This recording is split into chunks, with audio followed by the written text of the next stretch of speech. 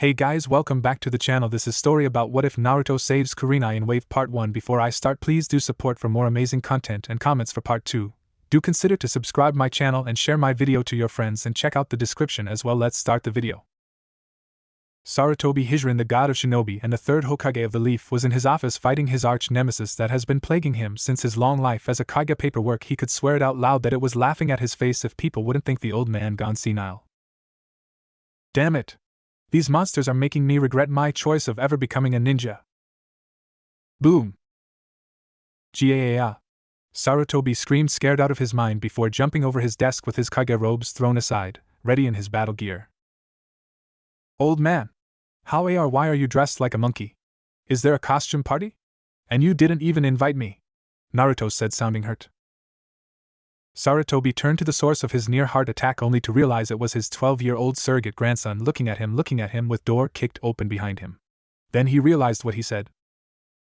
Monkey. Promptly his sweat dropped at the reference with his summons. He quickly recomposed himself and replied to him. No, Naruto, I was not having a costume party. What are you doing here anyway? Shouldn't you be at the academy right now? Naruto just scratched his head and braced. Well, I was wondering if you could do me a favor? Sarutobi raised an eyebrow. A favor, you say? He hasn't come to me for help since he entered the academy.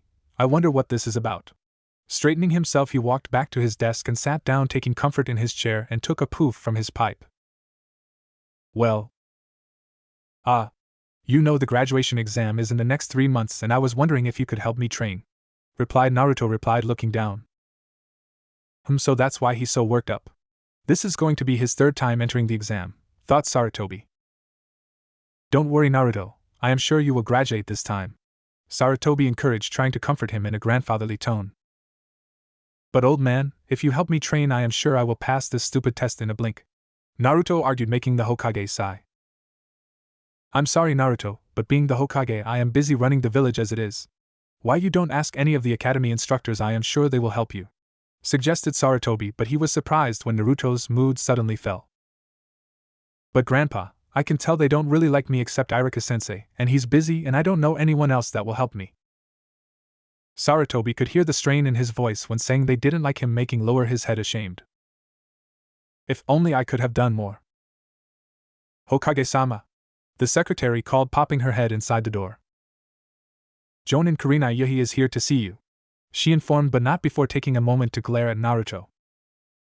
It seems I may have found a way to help you, Naruto, Sarutobi thought as he nodded for the secretary to give permission to let her in. The door was opened, and in walked a woman that has been part of every man's wet dream in Konoha. She had long wavy silk-like black hair and wine-like red eyes, her makeup consisting of red lipstick and purple eyeshadow.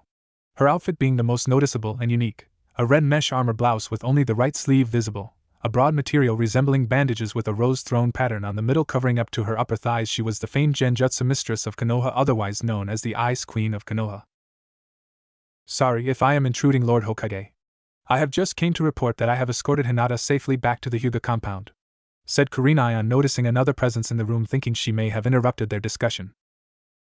It's nothing to worry about, Kurenai-san. I was just having a chat with Naruto-kun here. At hearing the name, she turned to Boy, who was still gaping like a fish at her. So this is the QB brat, Naruto, who just came out of his stupor, upon noticing she was looking at him, said the first thing that came to his mind. Pretty.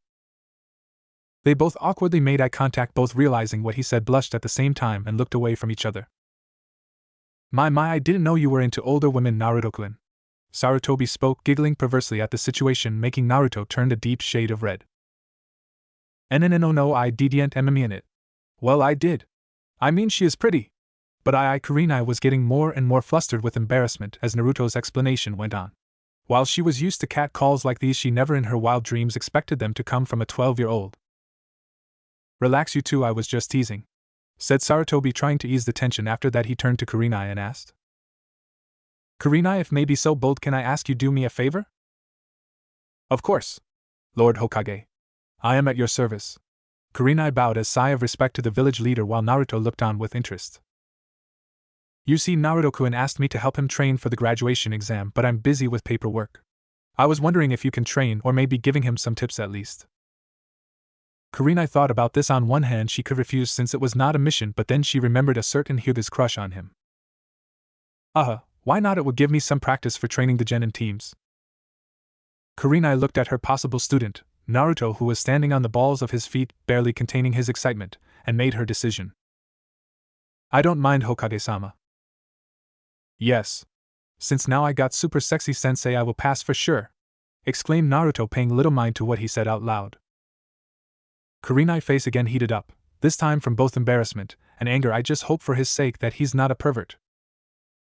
Sarutobi chuckled, observing the duo. Since that's taken care, why don't you go introduce each other? Naruto beamed. You are the best, grandpa. Just you wait, I'll be taking that hat from you no time. Kurenai calmly walked over to Naruto and placed a hand on Naruto's shoulder. With your leave, Hokage-sama. The both disappeared by using a shushin to one of the training grounds.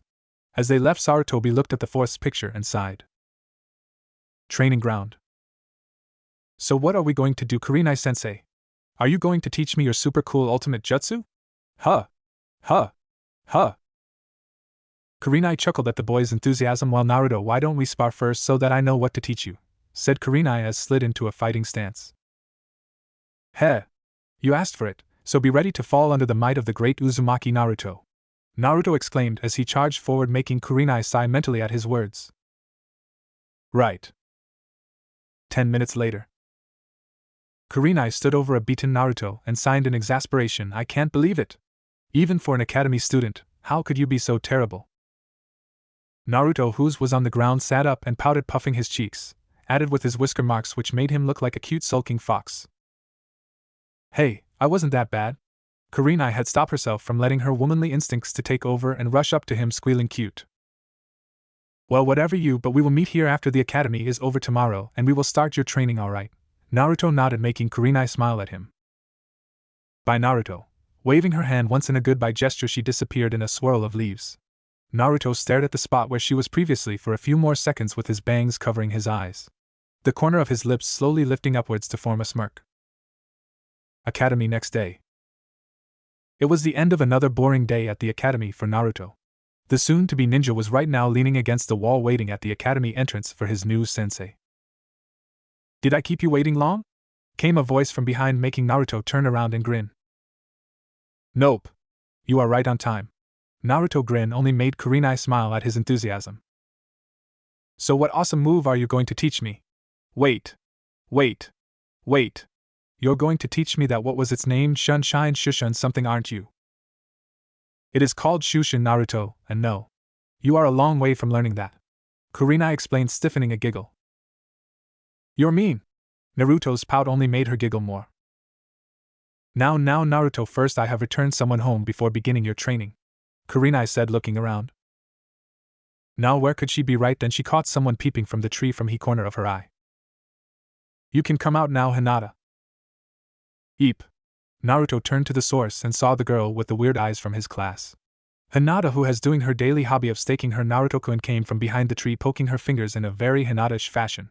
She shyly made her way to them, her face becoming red with each step because she was getting close to her Naruto-kun. HHLOK, Kurenai-sensei. Hinata spluttered out a greeting. Kurenai only gave gentle smile at the shy girl. Let's go, we are already late, Kurenai stated and started walking towards the Hyuga compound. Kurenai-sensei, are you also going to train her too? Naruto asked, looking at Hinata, who trying everything she can to become one with her coat. No, Naruto. Even though I wouldn't mind, I don't think her father will agree to her training outside their clan compound, Kurenai informed. It will do wonders to her confidence if she did train with you though. Well, that's too bad, we could have made some super cool combos, Naruto exclaimed, looking at Hinata, who was looking like a ripe tomato. As we all know, Naruto being an orphan, he didn't know a thing about personal space. So it was natural for him to go over and inspect Hinata on seeing her turn red. Hey Hinata, your face is all red, are you sick or something? Placing a hand on her forehead, he drew his face near to hers up to the point that their noses were almost touching, and that was the final straw as Hinata's steps began to turn unsteady, and her feet started to sway, and her head started to feel a little oozy, and she fainted. Ah! Kurenai-sensei, Naruto yelled, trying to wake up Hinata by slapping her in the face, rather hardly. Kurenai, who was watching the whole scene unfold, could only sigh and shake her head in amusement. After dropping the unconscious girl, and as Naruto put with the weird eyes at their clan compound, the duo of unofficial teacher and student made their way to the training ground. Alright Naruto, from our spar yesterday I can say you have high stamina, but to be blunt your form and control sucks. Naruto dropped his head with a dark cloud looming over it on hearing her, so that's why I am going to train you in improving your taijutsu and chakra control, Kurenai said, trying to cheer him up, which did the trick as he exclaimed that he wasn't going to disappoint her. 3 months later. Nearly 3 months had passed since Kurenai started Naruto's training, and she could honestly say she was proud of her unofficial student. He was not a genius by any means, but he made up for it with his hard work and showed great potential. Naruto's taijutsu and control was now adequate for a genin, so he shouldn't have much problem for those departments in the exams which will be conducted by the end of this week, and she was sure he would pass without a problem except the clone technique, and she was planning on talking to the Hokage for making some arrangement for him, since he was a special case. As Kurenai was mulling over this, Naruto just finished his final laps around the training ground and was making his way to her.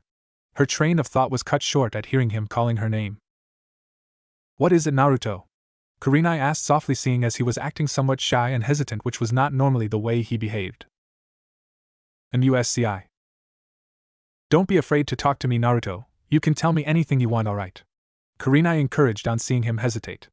Not one to need further encouragement, Naruto regained some of his confidence and spoke. "Well, I was wondering if you would like to come with me to Itraman," he blustered out rapidly, not making any sense to Kurenai. Kurenai took a moment to understand the sentence, and when she did her face turned crimson and yelled, which was complete opposite her calm and collected personality. "Naruto! You can't ask your sensei to go on a date with you," Naruto, seeing that he may be on the receiving end of feminine fury, quickly explained. "And no, Kurenai sensei, it's not what you think. I just wanted to thank you for training me by treating you to ramen." Oh. Kurenai didn't know why, but she felt rather disappointed at his reason. She wouldn't admit it out loud, but she had become rather fond of the blonde demon container, and it didn't help that he was irresistibly cute sometimes. If only he was a bit older. Kurenai caught herself before she went too far in her thinking. "Oh my god! What am I thinking? If Anko hears a whiff about this, then I wouldn't hear the end of it." "Kurenai sensei, are you okay? You kinda spaced out," Naruto asked, concerned, holding a hand out as if to check on her. Sorry about that," Kurenai spluttered, taking a step back, failing to keep her composure. "So are you coming?" Yes. Let's go." Naruto didn't wait for her to complete her sentence, as she was dragged across the street by a giddy Naruto. Naruto and Kurenai made their way to his ramen stand within minutes, surprising her with how fast she was dragged her here. Moving the flaps, they went in to take seat. "Hey! Old man, your favorite customer is here." A man in his middle 40s came from the back and greeted him. "Oh, Naruto, it's good to see you." Noticing he wasn't alone, he turned to his other customer. "And you, miss?" "My name is Kurenai Yuhi. I'm Naruto-san." "Kurenai Yuhi. As in the Ice Queen of Konoha." He turned to Naruto, crying, anime tears rapidly running down his face. "Naruto, my boy, not even a ninja, and you bagged not only a smoking hot woman but also one of the hardest catches. I'm so proud."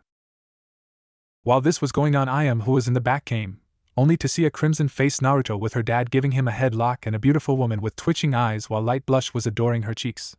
Quickly understanding what was going on and that her dad was embarrassing her Naruto in front of his friend, she somehow summoned a frying pan into her hand out of nowhere. "Dad! Stop messing with Naruto!" Ayam yelled, hitting him on top of the head with the frying pan. Clang! Thud! "Thanks, Ayam-chan. You're a lifesaver," Naruto signed, giving a grateful look. "It's fine, Naruto-kun, so what's the order?" "I'll have a miso to begin, and I'll have seafood ramen," Kurenai ordered, going over the menu. She didn't see the brief nod Naruto sent towards Ayam. Writing down the order, Ayam went to prepare them. "So Naruto, do you come here often?" "Yes. This place sells the best ramen in the whole world," Naruto boasted, and then went on to explain how ramen is the food made for gods while the order arrived. After finishing her ramen, Kurenai had to admit it was one of the best dishes she ever had, even though she was not that much of a cook herself. "I have to admit, Naruto, this is the best ramen I ever had," Kurenai said, only to sweat drop seeing the mountain of bowls beside him, while she only managed to eat one bowl. "Well, I'm glad. I was beginning to think Naruto-kun is the only one who likes our ramen," Ayam said cheerfully. "I wouldn't mind eating here more often," Kurenai said as she went on to pay the bill, but Tenchi stopped before she could. "No. It's on the house. Naruto rarely brings anyone here." Kurenai smiled at father and daughter duo, already thinking of her next visit. Saying their goodbyes, Kurenai and Naruto made their way out of the ramen stand to the streets. Why are you coming with me, Naruto? Kurenai asked a moment later on seeing him continue to walk silently beside her. Well, Grandpa always told me it's polite to walk a lady home. Naruto gave a foxy grin, making her giggle at his reference to the Hokage. Well, remind me to thank him, Lat. Kurenai trailed off as her head began to spin. She brought her hand to her temple to steady the dizziness. What happened, G, were her last thoughts before she fell forward into a warm embrace and lost her conscious. Kurenai groggily woke up as her blurry eyes began to regain focus. The first thing she noticed was that she was not in her room. She tried to move her body, then realized that she can't move even an inch, and that she was tightly bound to a chair. So you finally woke up. I was beginning to think that I went a little overboard. Kurenai turned only to see a shadowy figure sitting in front of, still unable to focus on her surroundings. She asked out loud. Where am I and who are you? I'm hurt, Kurenai. Did you already forget about me? Said the figure coming into light. Kurenai sighed in relief, finally able to see her captor. Naruto, if this one of your pranks, then it's not funny, and you are definitely going to be in a world of trouble. Naruto just smirked. Well, then I just have to make you very obedient then, Kurenai. Noticing he didn't call her sensei for the first time, a little panic started to settle in her gut, and she looked to his face to assure herself that this was only a joke. Naruto, what are you talking about? And what Kurenai saw made her breath to get caught in her lungs. In front of her was the same grinning Naruto with his casual, cheerful expression on his face, but it was his eyes that terrified her so much that she forgot the need to breathe. His eyes that were once as bright as the sun were now cold, showing nothing but a terrible mixture of hatred, malice, and bitterness. Those were the most sinister eyes Kurenai had ever seen.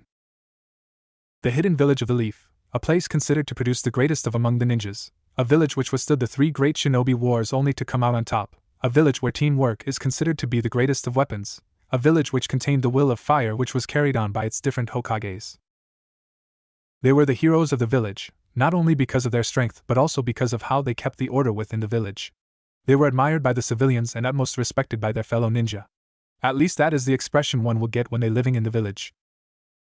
But they were always things that the outside world didn't, or rather that the people of the village didn't want to accept.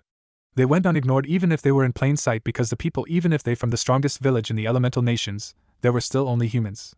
It was in their nature to notice what they want to and never beyond. These were the darker secrets kept by the glorified Hokages of the village. The sins committed by the village leaders to keep their village on top and keep the peace within the village. These secrets which were made sure to never come into the light, and only very few selected people can ever hope to know these secrets and live to tell about them. But the most surprising of all was that these secrets mainly revolved around a single person, or a single boy. Even from before his birth there were these secrets that involved him in one way or the other. He can only hope that someday he can know the truth about his origins. 7 years after the Kyuubi attack. It has been 7 years since the Kyuubi, the great 9-tailed fox, attacked Konoha and was defeated in a fatal combat with the 4th Hokage. But the adults knew the truth, that it was sealed, in what they believed to be the Kyuubi's incarnate. That boy's name was Naruto Uzumaki, the container and jailer of the greatest of the Bija, the 9-tailed demon fox. We currently find the 7-year-old blonde sitting at the window of his broken apartment, looking over the people that were present in the street with a blank expression on his face, thinking over the many questions that were always plaguing his mind. Why does everyone look at me with those eyes? Naruto always knew he was different from everyone else for a long time. At first he thought that everyone was like him as well. But as time went by, he too began to notice how differently the villagers reacted when he was around. Naruto was by no means stupid without anyone else being there to take care of him and help him, except that old man with the funny hat, and with almost everyone within the village hating him, he began to mature at a very young age and adapt to the many unpleasant things that were vital for his survival. Well, the occasional beatings thus helped, though Naruto thought bitterly with an unnoticeable scowl on his face. He had learned the hard way not to show any of the emotions he truly felt. While in public he would grin like an idiot and smile like an idiot, he knew if he even showed a small sign of weakness, people would exploit it more. After all, a smart demon is a dangerous demon, isn't it? That was another thing that Naruto never got to figure out, was why people muttered things like demon, brat, monster, abomination, thinking that he was unable to hear them, which would have been true if he was normal, but he by no means was normal, and he could always hear those whispers quite clearly. It was like a one big unsolved puzzle to him. I should go to sleep. Have to go to academy tomorrow, Naruto said to himself, but little did he know that the puzzle would be solved soon. After locking the room and setting some traps that he learned over the years, It was not much, but anything was better than nothing, he thought, going to his bedroom, but that's when alarm bells rang off in his head. It was like a defensive mechanism he had developed as immunity from the external threats, as way to protect him. Quickly taking out a kunai he got from the old man, he got into a offensive stance, holding the hilt of the kunai with both hands in front him. "Who's there?" There was no response, but Naruto knew better. Closing his eyes, he tried to sense the presence in the room. This was another thing he developed over the years. At first he thought it like sixth sense, but as time went on it came to point of recognizing the emotions with some concentration just by looking at them. That's why he cursed about his situation when he sensed the malicious feelings of the ANB when he caught a glimpse of him before being knocked out. Naruto woke up to find himself bound to a tree in what he assumed as a scheduled part of the Konoha's forest. "Look, the demon has finally woken up." Naruto turned to the source of the voice, even though he had a very good idea what would await for him. But his body worked without his consent, and he turned to come face to face with another mob of both civilians and ninja armed with different weapons ranging from pitchforks to katanas. "Let's go kill the demon," someone in the mob yelled out, making the others follow suit. Naruto knew no one will come to save him. After the first few attacks, the Hokage had assigned him an ANBU team to look after and protect him, but Naruto knew better. They would never come to save him. Even now he could feel their presence, watching everything like it was some sort of sick show. They only came at the last movement to stop the mob from giving him the final blow, and even then left him to die, prolonging his suffering with his bloody and broken body. Naruto didn't even flinch as the first of the many attacks that were to come hit him. He willed himself to not to cry out in pain and tried to stay conscious as long as possible, trying to remember each and every one of the attackers' faces to the greatest detail before darkness took over him. Naruto woke up at nearly sunrise to find the bounds have cut off at some point during last night. His body had many weapons, some kunai, and broken glass sticking out of him. Struggling, he slowly got to his feet and began to think of the events that took place last night. Flashback. After fighting to stay conscious, Naruto's body finally gave up. His will might have been strong, but his body was still of a fragile child and was succumbed by darkness. Where am I? Naruto groaned, waking up only to realize that he was no longer in forest of Konoha. Did they really have to dump me in a sewer? Naruto said out loud, but then noticed something odd about the place. The place was pitch dark, but he could clearly see everything, and he was not at all getting wet by standing in the water, which was weird because he could feel the flow at his legs. He closed his eye and tried to sense any presence in the room, his eyes, and they snapped open as he felt a strong one in the depths of the place. Trusting his instincts that always saved him, he decided to follow the pipes. After what seemed like an eternity of waking for Naruto, he finally came across a giant cage with a paper at the center with seal written on it. He can still feel that presence from the other side of the cell. Getting curious on what kind of being preferred to live behind the bars, he took a step forward. "So you finally decided to visit me, mortal?" a booming voice said. Naruto had to cover his ears to stop the ringing. He looked up to see two giant glowing red orbs with slits staring at him from the darkness of the cage. A grin that gave display of giant-sized shark-like teeth formed below the eyes of the creature, but Naruto was too far gone in his thoughts to notice anything else. As soon as he saw those eyes, something within Naruto clicked, and he was able to form the final piece of his puzzle. Everything he had to through in his short life period made sense to him now. All the glares, all hated whispers, all the beatings he took made perfect sense to him now. "I am the container of the..." "I see you figured it out, mortal," said the Kyuubi as it came into the light from the depths of the cage. "Kyuubi. I see you are smarter than I gave you credit for, you hairless monkey."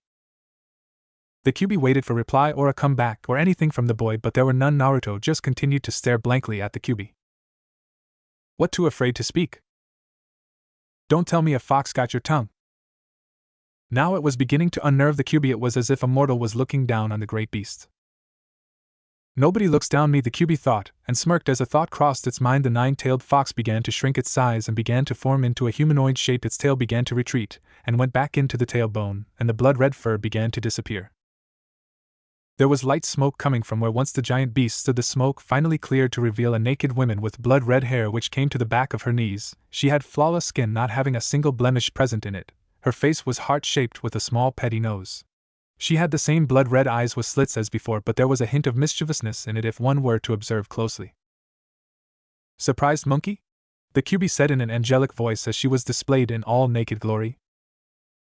The Kyuubi was expecting many things from her container, and she was going through the different retorts in her head for his reactions, like a nosebleed, or "holy shit, you're a woman" comment among other things, but never in her eternal life had she expected. "So you're the Kyuubi?"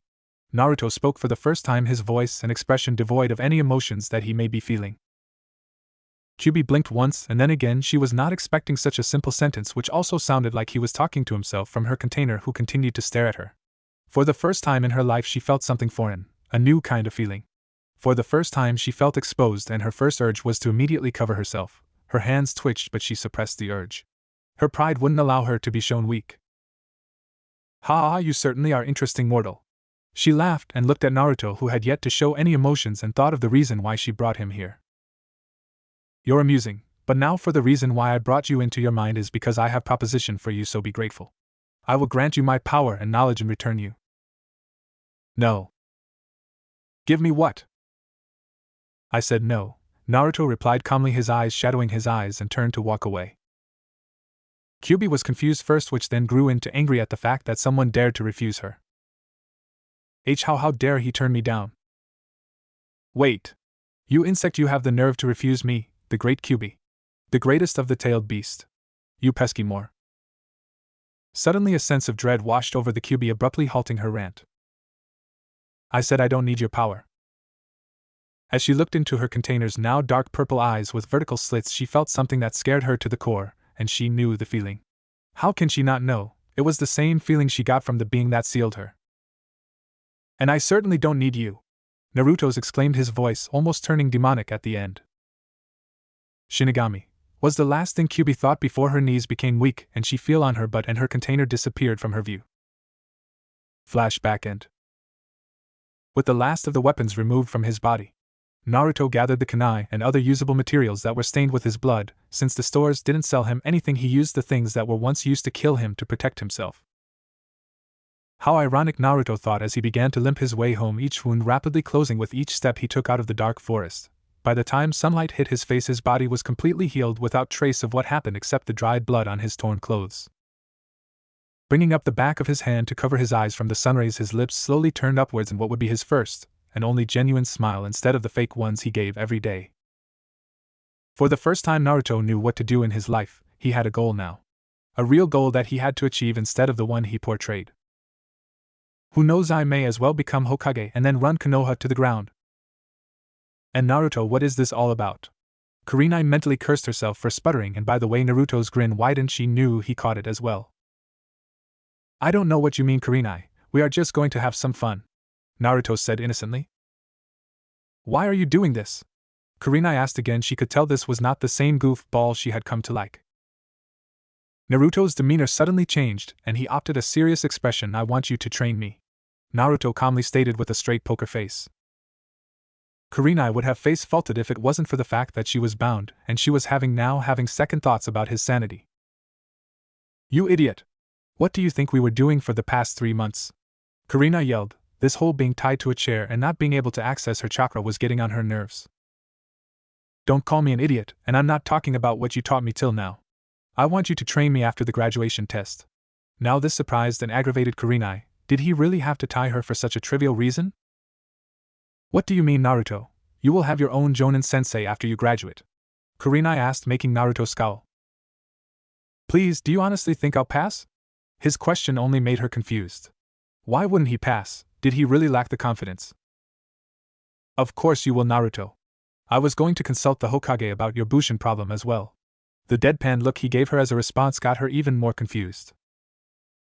"I think you misunderstood me, Kurenai. Let me rephrase it and ask again. Do you think they will let me pass?" Kurenai's eyes widened when she finally understood what he meant and got into his line of thinking. "You mean they were? Except the clone jutsu, I would have graduated on my first try if they didn't tamper with my tests." Kurenai gasped, her anger rising. It all made sense to her now. She did find it strange that Naruto remained the dead last for 3 straight years. "Naruto, we have to report to Hokage about this. He will." "No," Naruto said fiercely, cutting her off. "You will not mention this to anyone." But she tried to reason with him, making Naruto sigh. "Look, Kurenai, even if I pass by some miracle, do you really think my Jonin will train me, the demon brat?" Kurenai looked down, lowering her head. She couldn't blame him from thinking so negatively. From the way she saw him get treated a few times, she couldn't imagine how hard it must have been for him because of the cue. Her head snapped up, showing her wide eyes as she realized something. Yukno about tea the Kurenai tried to ask, not minding of her sputtering, and for the first time she truly felt afraid of the person before her. For all she knew, it might not have been Naruto she was interacting with, it could be the Kyuubi. Naruto finished the dreadful word, making her almost afraid of the answer. Yes, I have known for a few years now, but you don't have to worry about Kyuubi controlling me if that is what you're thinking. Kurenai sighed in relief, instantly accepting the answer. The possibility of a lie never crossed her mind, the alternative wasn't exactly appealing at the moment. But his strange yet calm behavior stirred something in her mind as another realization struck her, and her jaw promptly dropped. Why, you planned all of this, didn't you? Naruto's smirk was all she needed to confirm her suspicions. When? I mean, how? Naruto chuckled. You're not as smart you look if you just figured it out. Kurenai got a tick mark at that, and I planned it all from the beginning. I have been watching you come to the academy and take the Hyuga in my class for a while now, and choosing the time when you would just so happen to come and give the report was very convenient. A few words were all that I need to persuade the old man to let you train me. Kurenai could only nod in astonishment, and subconsciously her respect for the blonde container grew. He truly acted like a ninja. I understand the first part, but why go to such lengths? You could have just told me all of this. I'm sure I would have helped you at least. TSK Kurenai, it isn't about me passing actually. In fact, it never was about me passing. I could care less about what happens to the village. Now Kurenai couldn't believe what she was hearing. The world must be falling apart if this was the same Uzumaki Naruto that boasted around the village wanting to be Hokage. Then what about your dream? Is it all a lie? Kurenai probed, trying to get more information, but a small part of her couldn't help herself. She wanted to know more about him. Oh, I will become the Hokage, alright. Naruto chuckled darkly, making a shiver go up her spine. It was so unlike the Naruto she knew. And then I will personally run Konoha to the ground. Naruto's voice turned demonic in the end with a devilish grin. Kurenai felt really scared now. She was helpless without her chakra. She was more or less a civilian right now, but she wasn't a jonin for nothing, and her loyalty to the village kicked in automatically. I won't let you do that, Kurenai said heatedly. Taking a deep breath, she calmed herself down. Calm down, Kurenai, you have to talk to him out of this. He is still Naruto. You just need to be gentle. Taking a deep breath, she began. Look, Naruto. I admit what the village did to you was wrong, but revenge is not the solution for it. Kurenai tried to convince him to not go into the darker path. I knew you would say that, Naruto stated calmly, as if he knew she would say the exact same words. Her somewhat startled response was cut off. Faster than her eyes can follow, a kunai got embedded on the ground behind her, then slowly a cut formed on her cheek right below her left eye. Ugh! Kurenai shut her eyes in pain. Is he going to kill me? She thought, her heart clenching at the prospect. Don't worry, I won't kill you, Naruto answered, as if reading her mind. You're still too ignorant of the truths that guide this village, Naruto thought. Then are you just going to let me go after telling me all of this? Even if I care about you, my loyalty still remains with village, and I will report to the Hokage-sama about this. Oh really? Do you honestly think they will choose you over me, the village's secret weapon? Of course they will. If I tell them you're not loyal to the village, Hokage-sama will believe me. Naruto's lips twitched upwards with slight muffling sounds escaping them as he tried very hard to hold back his laughter and failed miserably. Mom, ha ha ha ha ha ha. What? Ha ha. What? What's so funny? Kurenai asked, irritated, to which Naruto just ignored her as he tried to control his laughter and suddenly stopped, baffling her with a sad and hurt expression. Gra Grandpa. I don't know what SS he is talking about. She took me to her apartment saying she was going to make me feel good, and then she started to take off my clothes. Some sniffing noises could be heard here. I got scared and said I wanted to leave, but she shut the door saying she wanted to be the first to tame the demon. Am I really a demon, Grandpa? Naruto added at the end with a few more sniffs and cries. Kurenai's mouth was now so wide you could actually see her insides. Why, you can't be serious. There is no way anyone would believe that. Why don't we find out then? But you should know you will not be first to try taming me, Naruto said, cleaning the imaginary dirt particles from his nails.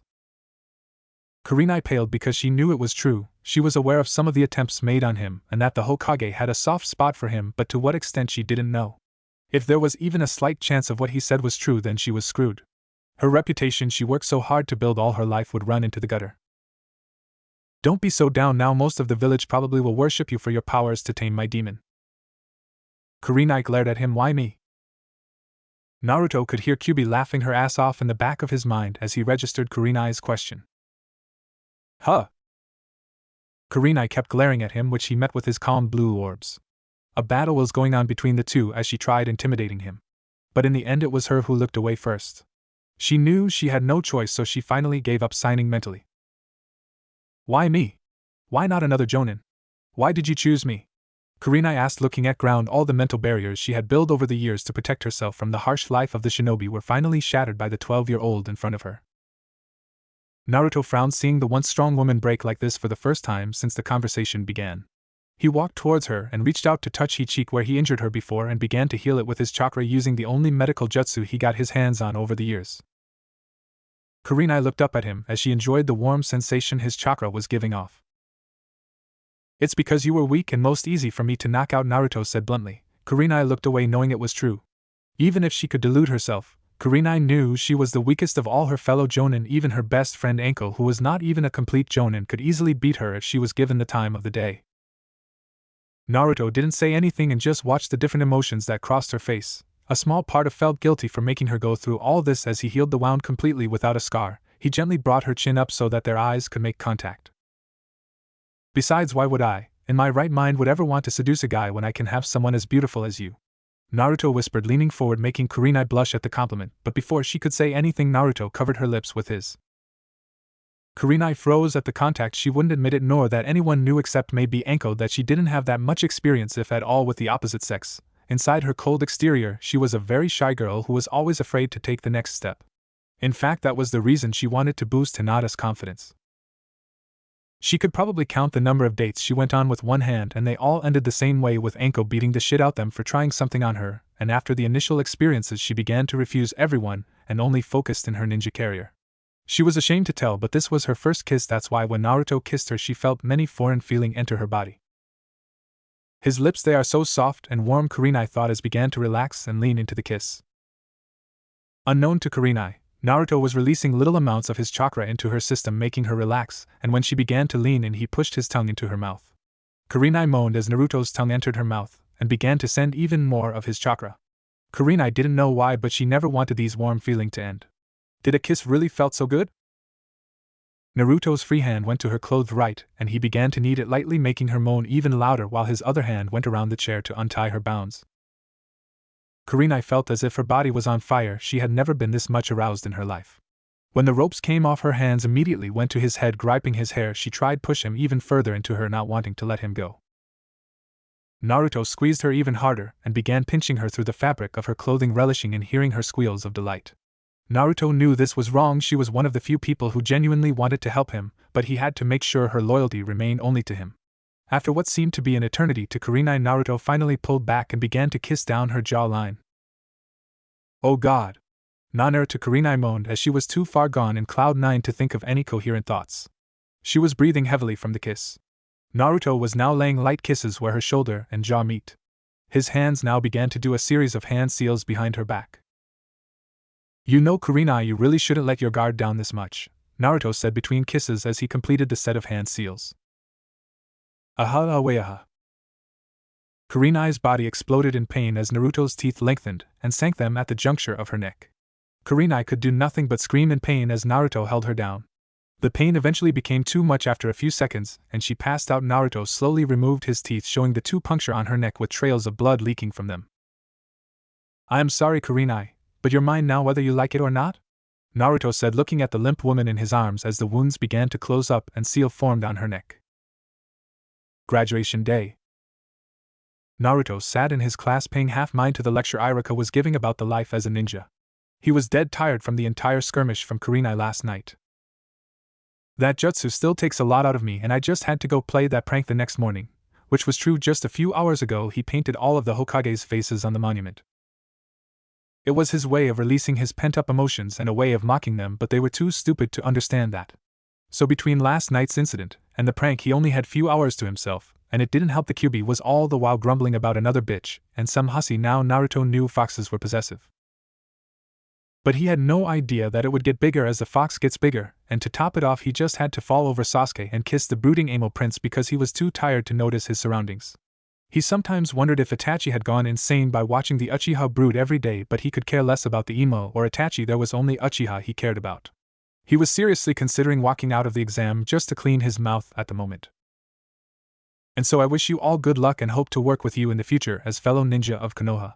Iruka finished his speech and started distributing the papers for the written test. Kurenai woke up in her apartment with a splitting headache. She didn't remember what happened last night after leaving the ramen stand, but slowly everything began to come back to her, and shot up from her bed and jolted to the bathroom to see her reflection in the mirror, and she breathed a sigh of relief on getting view of her unblemished neck. Was that all a dream? But it felt so real, Kurenai thought as her fingers went to her lips with a slight blush on her cheeks. She shook her head to clear her thoughts. Even if it is a dream, I should probably tell the Hokage.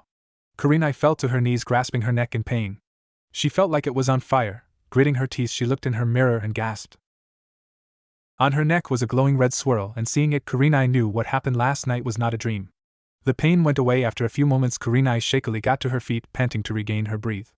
Looking at her reflection once more, she decided to go to the academy and confront the source of her problems. Konoha Ninja Academy. Naruto didn't even look at the questions twice. He knew the answers to every question. Honestly, didn't they ever think of changing the paper? Naruto thought as he finished the last question and looked around to see Shikamaru and Nara, who also finished his paper and was preparing to sleep. Naruto for once agreed with the lazy genius, but felt a small fluctuation in his chakra which got an unnoticeable smirk on his face. He knew he would be having a visitor soon, so he tried to get as much sleep as he can. Kurenai reached the academy by the end of the written test. She decided to wait and watch the whole exam and confront him when he was alone. So, she hid herself under a strong genjutsu, and what she saw made her blood boil. She easily noticed the wind jutsu Mizuki did to throw off Naruto's aim, but even then he managed to hit half of the targets, and on top of that the students were making by calling him dead last. She really wanted to go there and tell them otherwise. Kurenai sighed as she watched as everyone took a break before the final exam. She was stall watching Naruto crouched from the roof of a building as he walked further from the rest of the group. Once Naruto was sure that no one was following him, he smirked as he disappeared in swirl of leaves. Had fun spying on me? Naruto asked, appearing behind the crouched Kurenai, surprising her. Not wanting her to draw any attention, Naruto wrapped an arm around her shoulder with another covering her mouth. But unknown to both of them, another person was watching all of this unfold. A few hours ago, Uchiha Mikoto, the sole female survivor of the Uchiha clan, was worried as she watched her son go to the academy for the final time. But she wasn't worried about Sasuke. She knew he would pass easily if it wasn't for her denying the council. They would have made him genin a year ago. No, she was currently worried about a certain orange-clad blonde ninja. Ever since the massacre, she and Naruto had an odd relationship. He had been there to support her through her rough times. Since Sasuke refused to talk to anyone, he had been her shoulder to cry on. He was like the source of light in her dark world, and in return she had been completely honest with him. When he asked her about his parents, she told him the truth. She had confined many of her insecurities to him, and just that, hoped one day he would open up to her like she was to him. But all that aside, Mikoto was worried because normally Naruto would come to visit her once or twice a week, and it had been nearly a month since Naruto came. She knew he was training under some jonin since he had told her, but he didn't mention the name, so she assumed he was training. But last night when she went to his apartment to check on him, she found it empty. She waited for a few hours before coming back. That is the reason why we now find her hidden and watching as the students began to fill the class. Mikoto frowned as she watched her son ignore everyone in the class. Oh, Sasuke, Mikoto thought sadly, but smiled when she saw a tired Naruto come to the class. Maybe he was training all night. She watched as the Haruno and Yamanaka bickered and nearly burst out laughing and broke her cover when she watched her son and Naruto kissed. Seeing everything was fine as it could be, Mikoto was about to take leave but halted when she saw one Yuhi Kurenai hide in the rooftops and hide herself in a genjutsu. She's decided to check any potential students. Interested, she decided to stay and watch. Now, before Mikoto retired from active duty, she was near a Kage-level ninja, so it was easy for her to hide from a jonin, and activated her Sharingan to see through the genjutsu. Mikoto's eyes narrowed when she saw the Chunin pull the cheap trick on Naruto. I have to tell the Hokage about this. Mikoto decided to go and console Naruto after seeing him walk away in what she assumed to depression. So imagine her surprise when she saw Naruto appear behind Kurenai using a Sheshin. And her jaw almost hit the base of the tree when Naruto began touching Kurenai in places. Present time. Oblivious to the audience, they had Naruto removed his hand from Kurenai's mouth and began play with her with his chakra-coated hands. Naruto, what are you doing here? Kurenai moaned, much to her own disappointment. I should ask you the same thing? Said Naruto as he began to nibble on Kurenai's ear.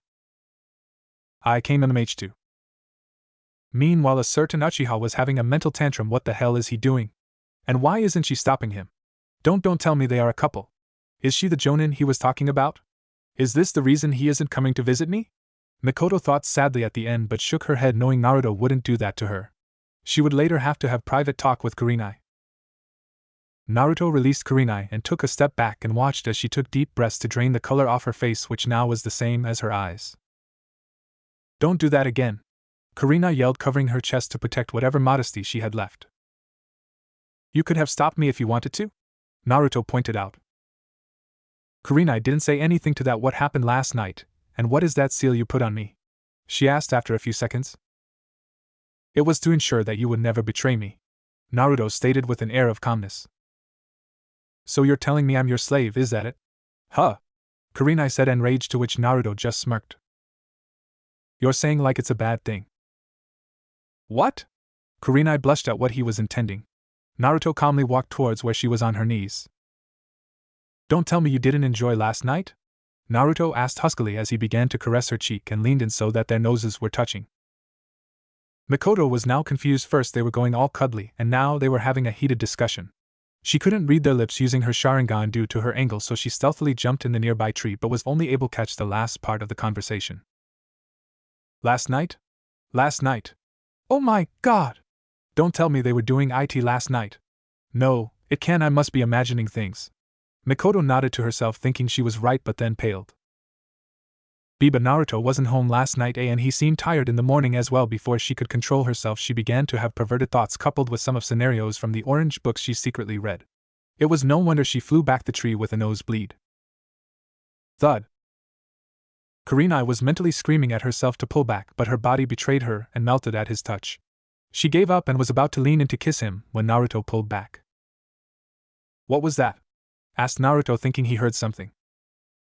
Kurenai took this opportunity and shushined quickly. Naruto turned around and looked around only to find he was the only one on the roof. Huh? Where did she go? A few hours later.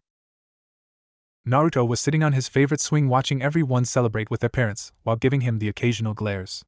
He could care less about what they thought about him. He knew he was strong, but he was nowhere near a Jonin, and he barely had any handful jutsu in his arsenal. His thoughts were interrupted when he felt a presence coming near him. He turned around to face a kindly smiling Mizuki coming his way, but Naruto wasn't fooled. He could sense the hatred coming from Mizuki, but he decided to humor him. Don't be so down, Naruto. Iruka was only hard on you because he cares about you. You're right. I know, Mizuki-sensei, but even though I worked so hard I still failed. Mizuki mentally chuckled darkly. Things were going according to his plan, but don't worry, Naruto, there is still a way for you to pass.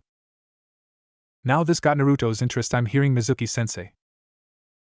Mikoto, after waking up, tried to look for Kurenai, but for the life of her couldn't, so she decided to talk to Naruto to know what's going on between him and Kurenai. She saw Sasuke coming out wearing a headband and went to congratulate him. Sasuke-kun, congratulations on passing. Sasuke didn't even give her a second glance and walked past her. Mikoto sighed sadly. Ever since she refused the council to make him graduate early, he barely spoke a word to her and mostly ignored her. She signed and went to look for Naruto for the third time that day. She found him at the swing, and not finding the leaf protector anywhere, she understood he didn't pass. She was about to go to him when she saw the Chunin from earlier telling about some makeup test to pass and leave. She was about to go and tell him it was a lie, but stopped as heard one word leave his mouth before he disappeared in a swirl of leaves. Fool. Konoha's forest. Currently we find Naruto in a forest clearing with a shit-eating grin on his face, looking at the 3 scrolls in his hand. The gods must have finally stopped looking down on me if I got this lucky. Naruto thought out loud.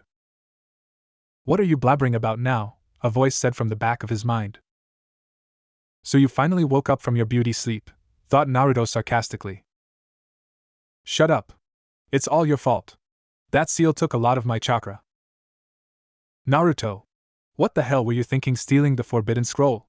Iruka yelled, unknowingly stopping the conversation between Naruto and the Kyuubi. Iruka-sensei, Mizuki-sensei told me I will pass if I learn a jutsu from the scroll. Are you here to test me? Said Naruto, sensing Mizuki nearby. What do you mean? Naru Irika tried to ask but had to stop to dodge a hail of kunai. Mizuki, what's the meaning of this? What does it look like? Irika, I am going to kill the demon and leave the village. Mizuki-sensei, what are you taking about? Naruto asked, faking innocence. Don't you dare talk to me, Kyubi. KQB. Mizuki, you are forbid. Shut up. Irika, don't talk like you don't hate him. Don't you want revenge for your family? That is the reason you failed him, isn't it? Join me, Irika, you will get your revenge and will become rich by selling the scroll. Irika-sensei, do you really hate me? Irika gulped. Even though he knew Naruto wasn't the Kyubi, he was unable to move on his parents' deaths. He knew what he had to do. I'm sorry, Naruto, Irika said, taking out a kunai. Wise choice, Irika. Mizuki smirked, also taking a kunai and landing beside him, and before Naruto could react they stabbed him in his heart, and Irika watched guiltily as life faded from his eyes. Mikoto, after finding an unconscious Hokage with blood leaking out of his nose in his office, quickly tried to track Naruto before anyone else could find him. She just arrived at the clearing only to see Naruto get stabbed by the academy instructors. Naruto! She screamed as her heart broke. She was about to go there when some placed a hand on her shoulder to stop her. She turned around to see who dared to stop her, only to see Naruto. What? Confused, Mikoto turned around halfway when... Boom! Blood and body parts sprayed everywhere as the once traitors turned into fish meat. Exploding clone. Naruto answered her unasked question. Mikoto nodded in understanding as she watched him retrieve the scroll from behind a bush. Naruto turned around only to see Mikoto with her head down as tears began to flow down her eyes. Naruto tried to ask what's wrong before he was glomped by a hysteric Mikoto. Don't scare me like that again. I thought I was going to lose you. Mikoto cried as tears began to fall on Naruto's head. Get your paws off him, Uchiha bitch. Naruto signed as Kyubi again went to one of her possessive streaks. He ignored the Kyubi and tried to hug Mikoto back, trying to comfort her. After calming Mikoto down, they began their way back to the tower. Naruto? You already knew about the Kyubi, didn't you? Mikoto asked, breaking the silence. Naruto just nodded, not looking at her. Mikoto wanted to ask about Kurenai but decided against it as they went to Hokage Tower. Sarutobi signed. He had just promoted Naruto to genin and gave him an A-rank mission pay for stopping the traitors and retrieving the forbidden scroll. He cursed, knowing it meant more paperwork to him. Lord Hokage, we got a message from the mist, said a chunin entering his office. Sarutobi motioned for him to leave after taking the scroll. He lit his pipe and opened the scroll and began reading it before the whole village heard a... What? Meitarumi, the dual bloodline holder and the leader of the Kiri rebellion forces in the bloodline civil war in the village hidden in the mist, was on her way to Konoha. Lady Mei, do you think they will aid us? Mei looked at her second in command and her long-time subordinate who had asked her the question. I don't know, Ao. But they are said to be very fond of bloodlines, and the third Hokage is said to be a very kind man, but we can't sure if they are willing to aid someone outside the village. We can only hope that they will. I hope so too, Lady Mei. I hope so too. The person now identified as Ao thought out loud. The bloodline war was started by their once kind and now tyrant Mizuki Yugura a few years ago. Yugura had somehow developed a deep hatred for bloodline users overnight. Her parents along with many others were killed, no more like butchered, that would be the correct word for it. Mei had to grow up in a land of continuous war and a life on the run to escape from the Yugura's forces. At the age of 22 years, Meitarumi was as deadly as her beauty. She could probably give any Kage throughout the elemental nations a run for their money due to the mastery that she held over her bloodlines, the lava and boil. It was no wonder that her kin placed their entire trust on her shoulder, making her become the leader of the rebellion forces. But even with all her achievements as a prodigy, they were not enough to defeat Yugura. She didn't possess the endless stamina or the unlimited chakra supply that were present in a Jinchuriki. But unfortunately for her and her forces, Yugura had them both, as he was the Jinchuriki of the three-tailed turtle, the Sanbai. Yugura had taken complete control over the Sanbai's power, ready to use at his disposal, and was the final obstacle between her forces and freedom, but they were running out of supplies and reinforcements as Yugura himself had entered the battle. Hence they were coming to Konoha to get some much-needed help. Mei's thought process came to halt as they arrived at the gates. Kotetsu and Izumo, the eternal Chunin duo, were having another one of their guard duties, which only they seemed to have every day. Were looking at the entrance when they saw two figures coming near the gates. Halt! State your name and business for coming to Konoha. Izumo stated as he watched the pair of an older man and a beautiful woman come to a stop at the gate. My name is Ao and this is Lady Tarimime. We are from Kiri and we wish to speak with your Hokage as quickly as possible, said Ao, taking a step forward. Kotetsu and Izumo looked at each other for any ideas on what they should do when an ANBU appeared in a swirl of leaves. Follow me, the ANBU said monotonously to Mei and Ao. Ao looked at Mei as she nodded at him to stay, and she began to follow the ANBU to the Hokage Tower. Abandoned training ground. Gubrah. Thud. The training dummy broke and fell to the ground, revealing the human container of the strongest-tailed beast. Naruto huffed and took deep breaths to slow down the adrenaline coursing through his body. Naruto loosened his stance and looked around the training ground he had found some time ago. It was situated on the other side of the lake, present at the memorial stone in Training Ground 7. Nobody came to train here because it was relatively dense with trees when compared to the others. But it was also close to the lake and he could easily blend with the trees even in his orange jumpsuit if someone was to give a surprise visit. Naruto looked up the sky, seeing to see the sun rising. He began to walk towards the lake to catch some much-needed breakfast. The now 10-year-old began to muse over the things that has happened since he met the Kyuubi 3 years ago. Flashback. A lot had changed in the 3 years since that fateful day of his meeting with the Kyuubi. After that, Naruto had decided to take his training with renewed vigor. He had little doubt that the instructors in the academy didn't give a damn about him and tried everything they could to stop the demon from regaining its power. He first thought was to sneak into the ninja library, but he crushed the thought after going over it. If he got caught or even got suspicious at by the ANBU that were protecting him, then he would be knocking at the death's door. So, Naruto did the only thing that he could do by himself, and that was to train physically. He made a heavy workout schedule to improve his strength, speed, and increase his already unlimited stamina by leaps and bounds, pushing his body to its limits each day. He didn't use any training weights since they may hinder his growth at his age, so he trained himself to exhaustion. His attendance at the academy became less and less since he didn't see reason to go to a place where people always tried to find a reason to send him out of the class. He more like visited the academy from time to time to take a break and pull a prank or two.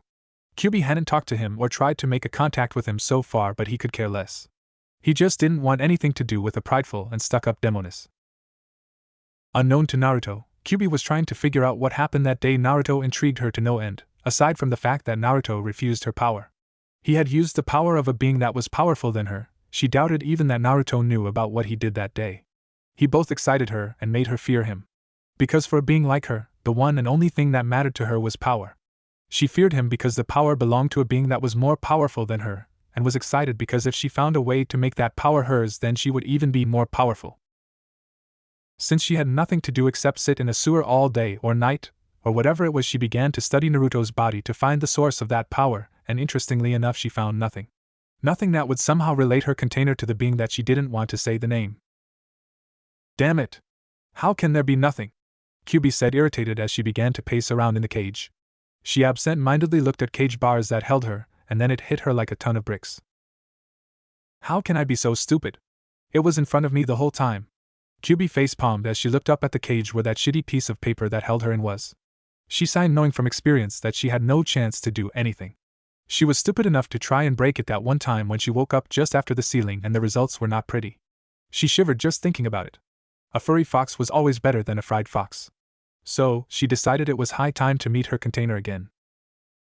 Naruto woke up in a sewer for the second time of the many times that he will come to the place in his life. He walked towards the cage and looked in to see Kyuubi tapping her foot waiting for him. I told you, I'm not interested in making any deals with you, Naruto said, seeming to have no effect at the sight of the ever-naked Kyuubi with her arms folded under her impressive bust. Grr. Just tell me why you don't want to use my power? Kyuubi asked, irritated, making Naruto sigh. Look, I want to get my revenge on the village under my own power. If I use your power, then the villagers will only see me as you, the Kyuubi. But if I destroy them with my own power, they will know they brought this up on themselves, said Naruto, grinning darkly at the end. Even Kyuubi had shiver run up her spine at seeing the grin. It did make sense in some sick sort of way, but even if she can't make Naruto use her power, she had to at least get him on her side since her life was now connected to him by the seal. Fine. But I still want to help you in your training or whatever that you monkeys do, Kyuubi offered, huffing, making Naruto frown. But why would you do that? I don't understand why you're so openly trying to help me. If Naruto learned one thing from his life, it was people just won't give anything just because they can. There was always a catch. It's rather simple, you see. Until I figure out a way to escape the seal, If you points at Naruto die, then I points at herself die as well. I'm still too young and beautiful for such a thing as death. Naruto's sweat dropped at the final statement, but his survival instincts screamed at him to not make any comment on her age.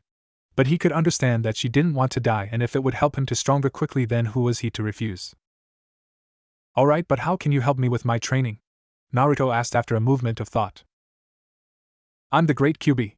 I know everything. Kyuubi snorted. Paying little mind to her boasting, Naruto thought over what to ask. Okay. So can you teach me any jutsu? I don't know any except the academy ones, Naruto asked the Kyuubi. Kyuubi just looked at Naruto strangely. What? Did I say something wrong? What's a jutsu? Naruto face planted at hearing her question why you don't what a jutsu is. What happened to the all-knowing great Kyuubi? Hey. I am great. And if you're taking about the monkey tricks they used on me when I attacked, then why would I bother to learn such silly things when I could crush them with my paws? Kyuubi stated, crossing her arms under her bust with her nose held high. Naruto's eyes were rapidly twitching. She got some serious attitude issues, and his earlier thoughts of getting stronger quickly were being crushed just as quickly. He just sighed and shook his head. You know what, just forgot about this whole incident. I'll just go and do things my way, and you can go sleep in your cage, said Naruto as he turned around to walk away. Wait. I can still help. I can tell you the reason why I attacked Konoha. Kyuubi blustered out quickly, trying to think of any reason for him to stay longer. Now this really piqued Naruto's interest. You mean there is actually a reason for it? No. Wait, let me guess. Attacking and chasing a village filled with mortal monkeys is just beneath you, isn't it? Exactly. No, you're thinking like me, Kyuubi said, nodding to herself. Naruto again sweat dropped. So what is the reason behind your attack? Kyuubi, seeing she finally had Naruto's interest, answered, you see, you're not my first container. You mean you were sealed before this? Naruto asked, and the Kyuubi nodded sagely. Yes. In fact, you're my third container. I don't remember how it happened, but I was dragged into fight between a monkey who could grow trees and another monkey with red eyes, and then the tree-growing monkey sealed me into some woman. I don't know who she was. Her seal was too strong for me to contact her. After that I was sealed into some other woman. Her name was Kushina Uzumaki.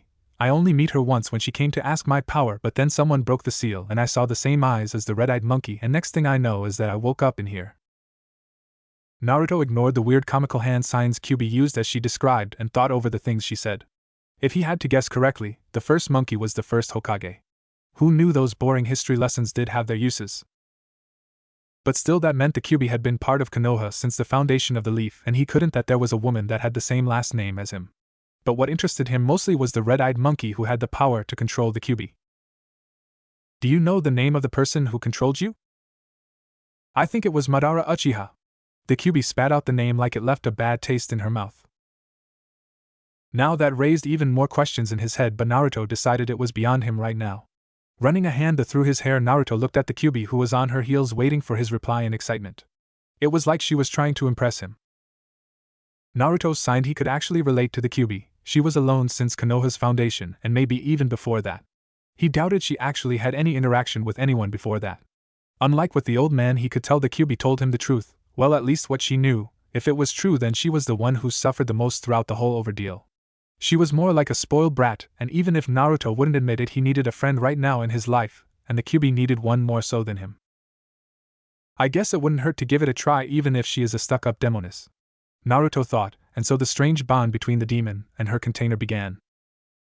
Flashback end. Kyuubi and Naruto had become close as the years went by, but unfortunately she wasn't that much of a help when it came to his training, and he lacked a good arsenal of jutsu. Why don't you just ask that Uchiha bitch to train you? Kyuubi said in his mind as Naruto washed his face at the lake.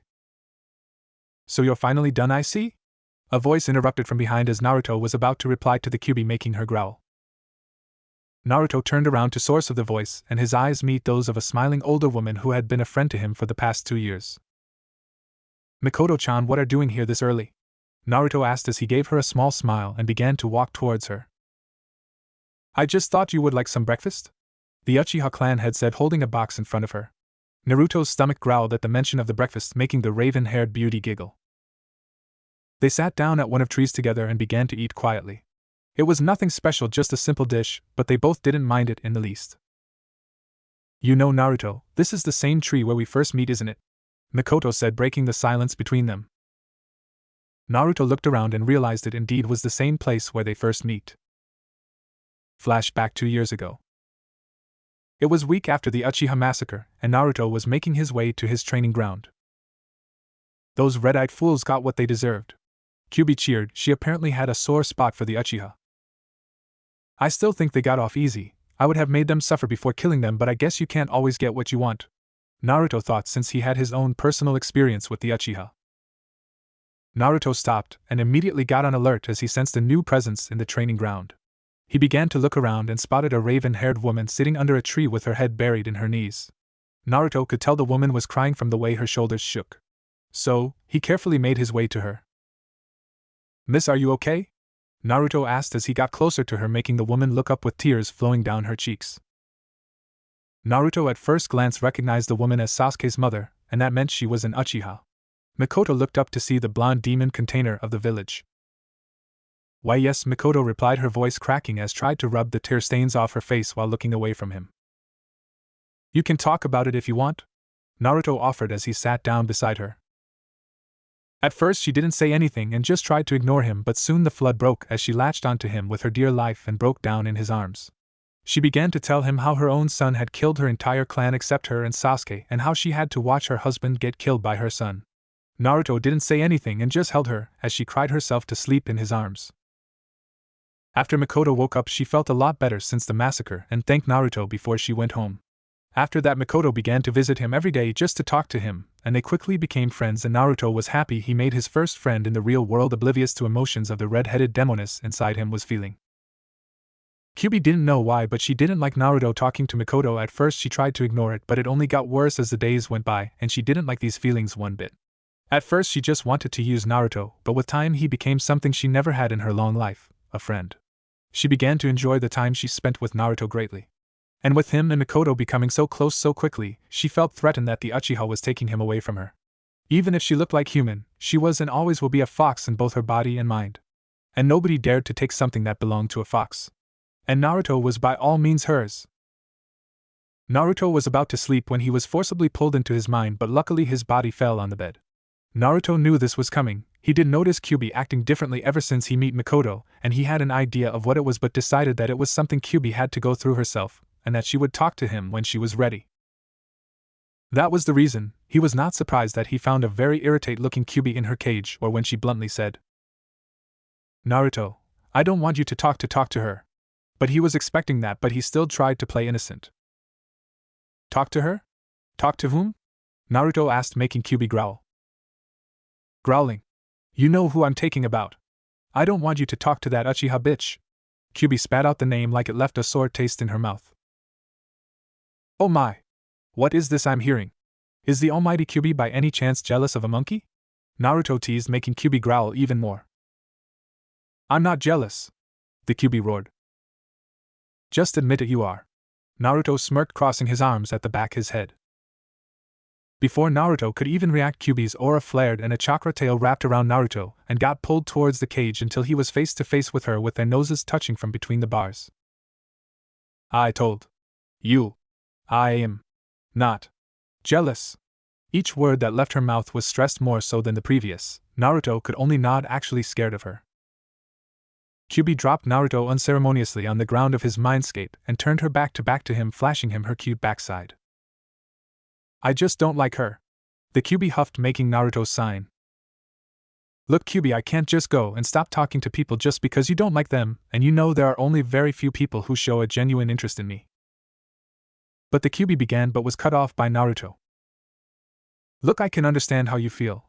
I promise I will make it up to you, alright." Flashback end.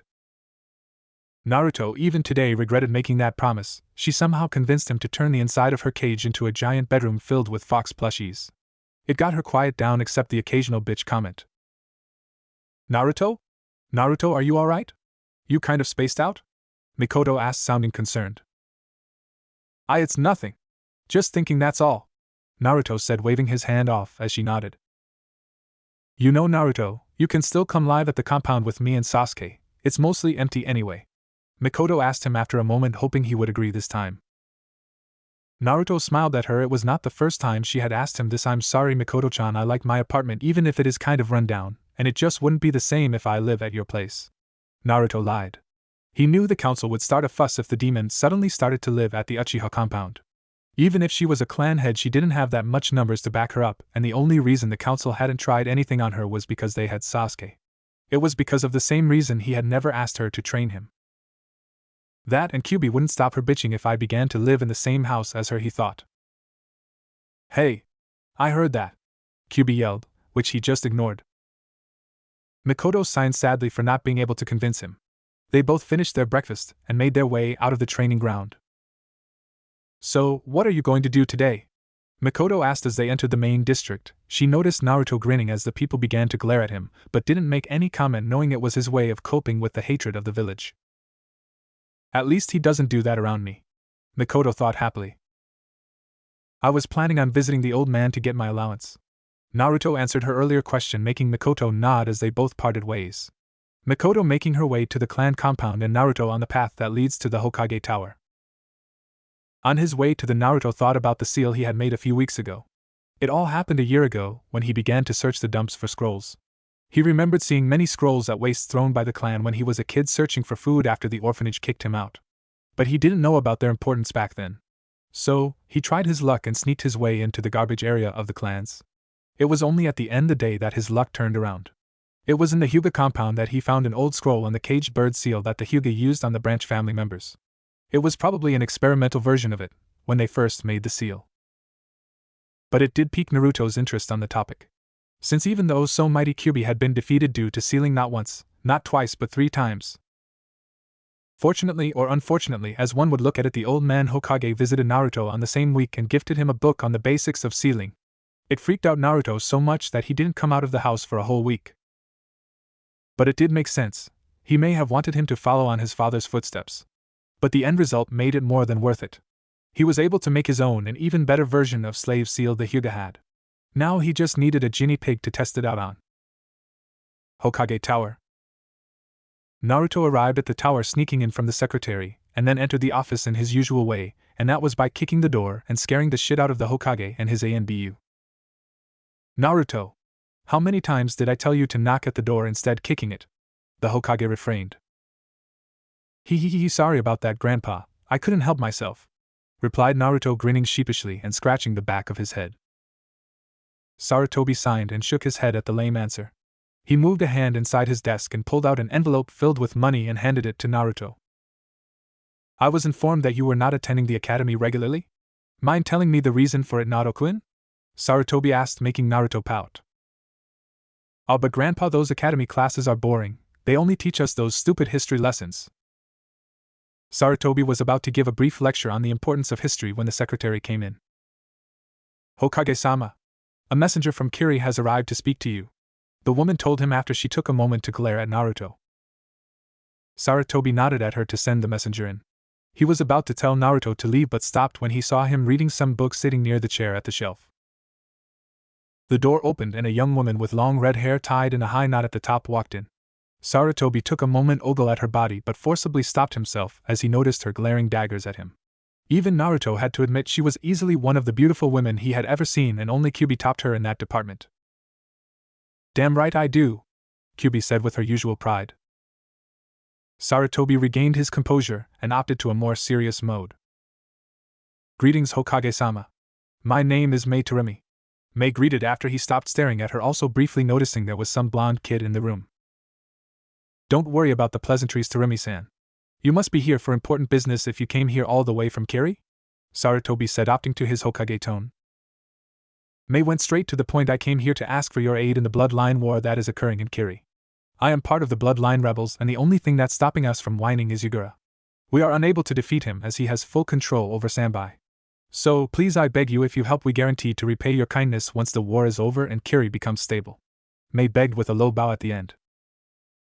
Sarutobi took a poof of smoke from and briefly looked at Naruto at the mention of another Jinchuriki and mentally sighed in relief seeing him too immersed in his book, and looked at Mei, who was still bowing to him, and told her to relax. "Wouldn't it have been better if your leader came for this discussion?" the aged Hokage asked, taking another poof from his pipe. If Mei was angered, then she didn't show it. "I am the commander of bloodline rebels," Mei stated calmly, making Sarutobi almost choke on the smoke as he got from shocked to skeptical. You. But aren't you a little young? May was about to give him a piece of her mind, but someone else beat her to it. Grandpa. How can you say that just because she is young? I'm just a 10-year-old and I can knock you out cold with a nosebleed. Naruto yelled, making Sarutobi sweat bullets since he was in presence of a woman, and May confused on how could he do that but didn't ask. I'm sorry, Terumi-san, it was inappropriate of me to say that, I was just surprised. Sarutobi apologized since underestimating an opponent only lead to death in the ninja world. May nodded and turned around, thanked Naruto for defending her, only to see him standing in front of her with his hand raised towards her. Hi. My name Naruto Uzumaki, the future Hokage. Nice to meet you, Mei-chan. I'm sure you would win the war without a sweat. Naruto babbled, not even taking break to breath. May smiled at the innocent cute little kid and decided to humor him and shook his hand. Nice to meet you to Naruto-san, and thank you for your support, May said as she ruffled his hair, making him pout. Sarutobi cleared his throat. Naruto-kun, I think you should go to the academy even if it is boring. I have some important matters to speak with Terumi-san here. Fine. But I'll just go train on my own. Bye, Mei-chan, Naruto said as he ran out of the door. Mei-chan, May muttered as it was the first time anyone referred her as such before she turned to the Hokage to continue their discussion. As soon as Naruto got out of the tower, he took off to the roofs. He couldn't believe his luck. If he wasn't the container of the Kyuubi, he might as well be the luckiest man in the world. He was only planning on to listen to the conversation so he could use any information in the future. But he was shocked when he heard about another Jinchuriki. He could only thank his years of experience and acting like an idiot to not show any reaction to that one. I just found a perfect test subject for the seal, Naruto thought, giving out a small grin. Why did you do that? And why her? Kyuubi asked, curious as she saw the whole thing. Naruto giggled excitedly, which make the Kyuubi on edge. Didn't you hear what she said? She and her forces are close to winning the war in Kiri. It is most likely that she will become the next Mizukage. If I have her, and if I make sure she will win, then I will have a whole hidden village at my fingers. But didn't you hear that they were fighting against the Jinchuriki? How are you going to give her the power to defeat one? Kyuubi asked. It was natural for her to be confused. How was he going to give her power that he didn't have in the first place? That's easy, I'm going to give her your power. Oh. That's genius, Kyuubi complimented, crossing her arms as Naruto waited for the outburst that was to come. Hey. But why would I give her my power, and don't tell me you're planning on using the seal to do it. You haven't even tested it. Kyuubi said, a little worried. Even thinking about seals made her head spin. Then we just have to wait and see. Naruto cackled madly, getting giddy like child that had new toy, and made his way to his home to wait for his guest. At Konoha Gates.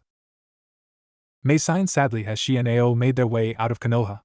Things hadn't gone the way as she would have liked. That old perverted coot had refused to give her any help, saying they were still weak since the Kyuubi's attack. The least he could have done was give some supplies for her troops, but that slimy bastard didn't give a damn thing except his best regards to win the war. Jumping through the trees, May thoughts randomly went to the cute boy she met at the tower who had wished her luck. I will have to meet him again someday, May thought as a small smile appeared on her face. It was then that she felt a burning sensation in the palm of her hand, making her stop in her tracks. What's the matter, Lady May? Ao asked, stopping ahead, looking back at her. May looked at her palm. It was glowing as a seal slowly formed, and then there was a poof of smoke. May looked to see a scroll in her palm, surprising her. She didn't even notice when the seal was placed on her. She cautiously opened the scroll and read it. May Terumi. Come here if you want the power to defeat Yagura. May frowned as she looked at the directions that showed how to sneak into the village. Lady May, it's obviously a trap. You are not planning on going, are you? Ao said. From his years of experience, he would have to be a retard to not know this was a trap. I know that, Ao. But even if there is slight chance that this is true, then it could prevent a lot of unnecessary bloodshed, and if I don't come by tomorrow morning, leave without me, May ordered before melting the scroll and disappearing into the forest.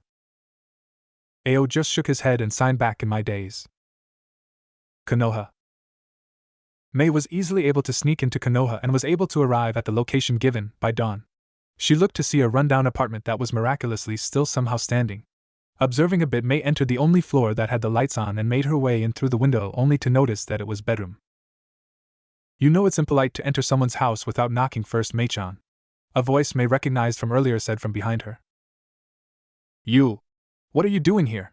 And how did you sneak up on me? May asked as she saw the same blonde boy she had met in the tower. Well, for your information, this is where I live and I outrun NBU every day, so it's no big deal for me, Naruto said cheerfully, making Mei even more confused, but then the memory of them shaking hands flashed in her mind. Did you put that seal on me when we shook hands at the tower?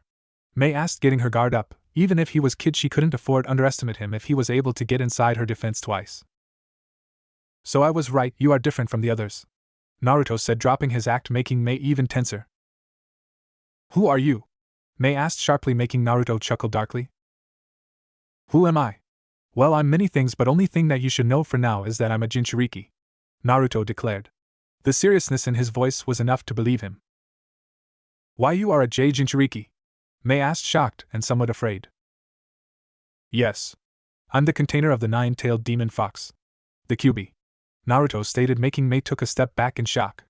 Yagura was a monstrous force in the battlefield, and he only had the Sanbai, and she didn't even want to know what the container of the strongest tailed beast can do. Don't worry, I don't plan on harming you, at least not yet. Naruto tried to make her relax but had the opposite effect. Don't mock me. You are still a kid. You can't possibly be strong enough to defeat me.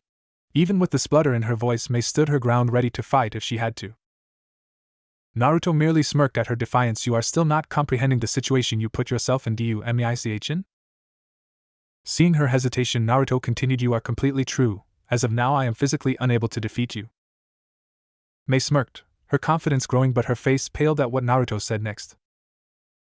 But you should have thought more before sneaking into a foreign ninja village. You must have heard, Konoha is famous for its various bloodlines, and I have no doubt they have more than pleasant ways of acquiring them from you, if they were to capture you trying to abduct their Jinchuriki. Mei looked at him with disgust at such an intuition. Her earlier thoughts of him being innocent were diminishing. So what is it going to be, Mei-chan? All it will take from me is a flare of my chakra and you would be wishing you were dead. Mei took a step back, her eyes shimmering in fear for a second, realizing there was nothing she could do. Do I even have an option?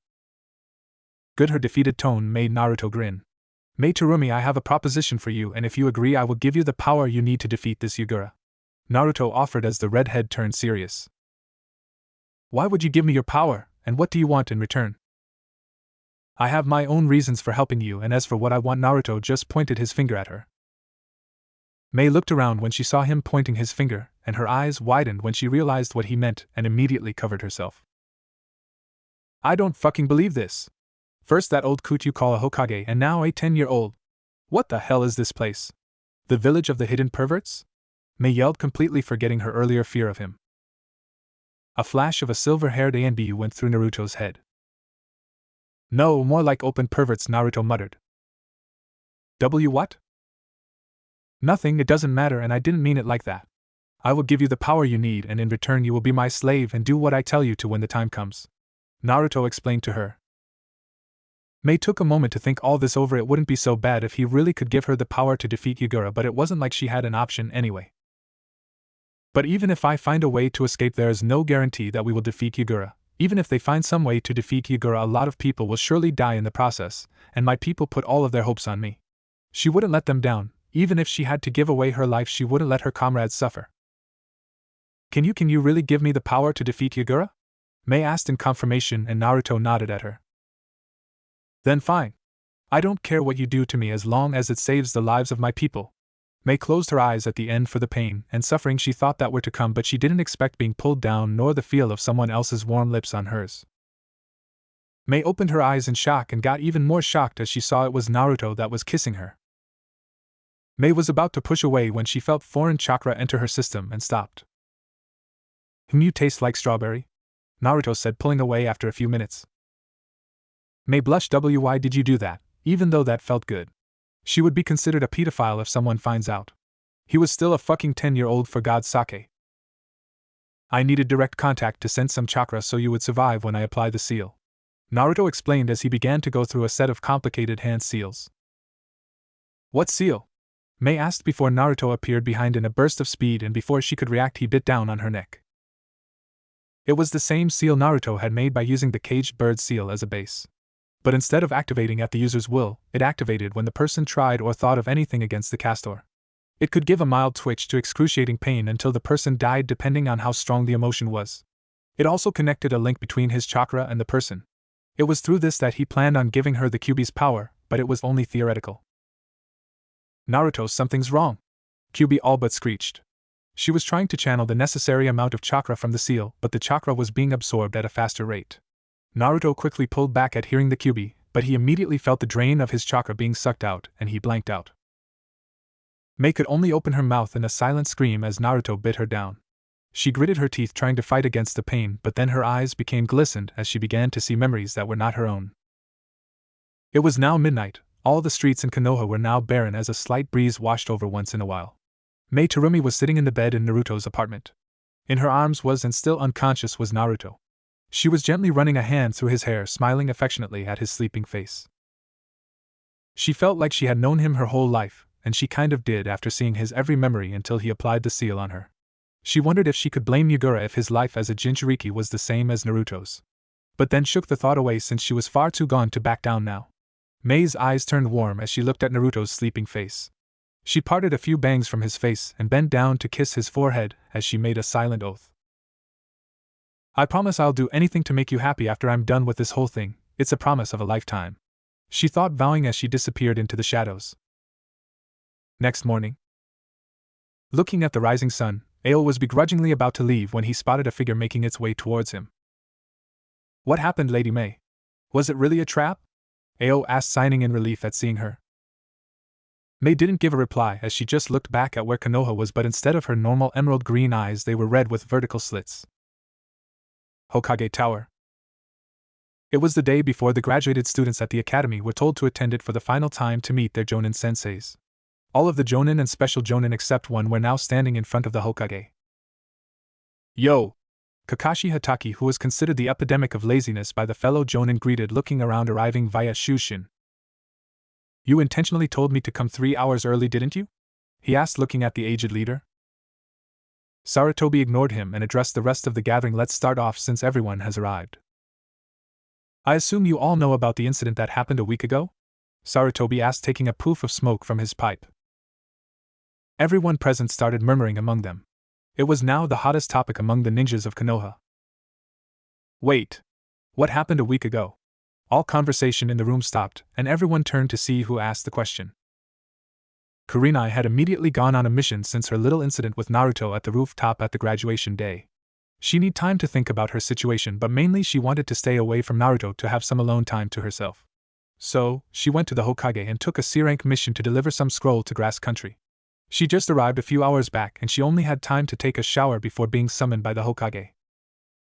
You don't know what happened? Her longtime friend and special Jonin Anko asked, surprised. Kurenai shook her head. I just arrived back from my mission few hours ago. I apologize for not informing you about this, Kurenai-san, but I will fill you in. Sarutobi addressed Kurenai, but all the other Jonin also began to listen in intently as well, since it was one thing hearing the rumors and another listening from their village leader. After Naruto failed the graduation test, Mizuki, a academy instructor, approached him and tricked Naruto into stealing the forbidden scroll, saying it was some sort of make-up test, and he would pass if he learned a jutsu from the scroll, while the other Jonin tried not to snicker at that since it was hilarious for anyone to believe such a story. Kurenai gulped since she was the only one who knew that Naruto wouldn't be so easy to trick. Sarutobi continued, and he managed to steal the scroll due to unfortunate circumstances, and I was unable to see what really happened through the Hokage crystal. Sarutobi blushed, remembering how he was knocked out, and only woke up in time to see end of the battle. But from the report I have from one Mikoto Uchiha who was at the scene, Mizuki somehow convinced another instructor Irika into joining him, and they both stabbed Naruto.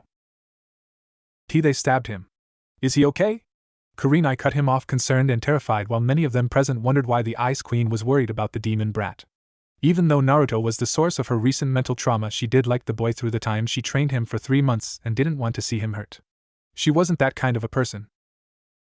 Sarutobi waved his hand in front of his face to wave off her concerns. He's fine. From what I saw and from the report, Naruto managed to switch himself with a shadow clone and made it explode using the clone explosion technique, and in his rage he put too much chakra into the technique, and both the traitors were nothing but blood and bones.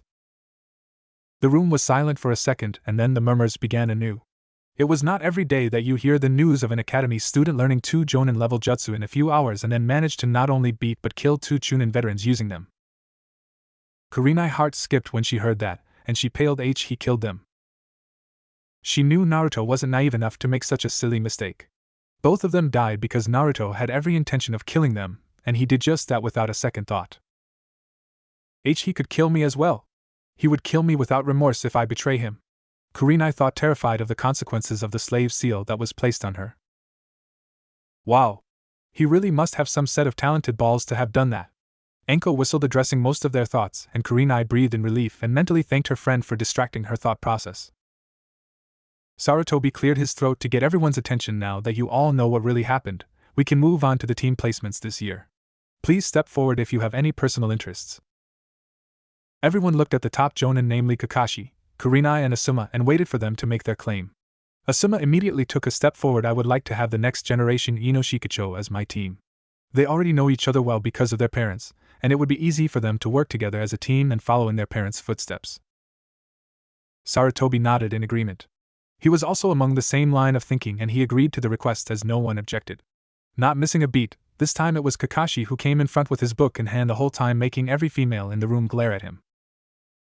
I would like to request Uchiha Sasuke and Naruto in my team. They developed a rivalry of some sorts, and being in a team together may develop their bond and drive them to get stronger to prove themselves to each other.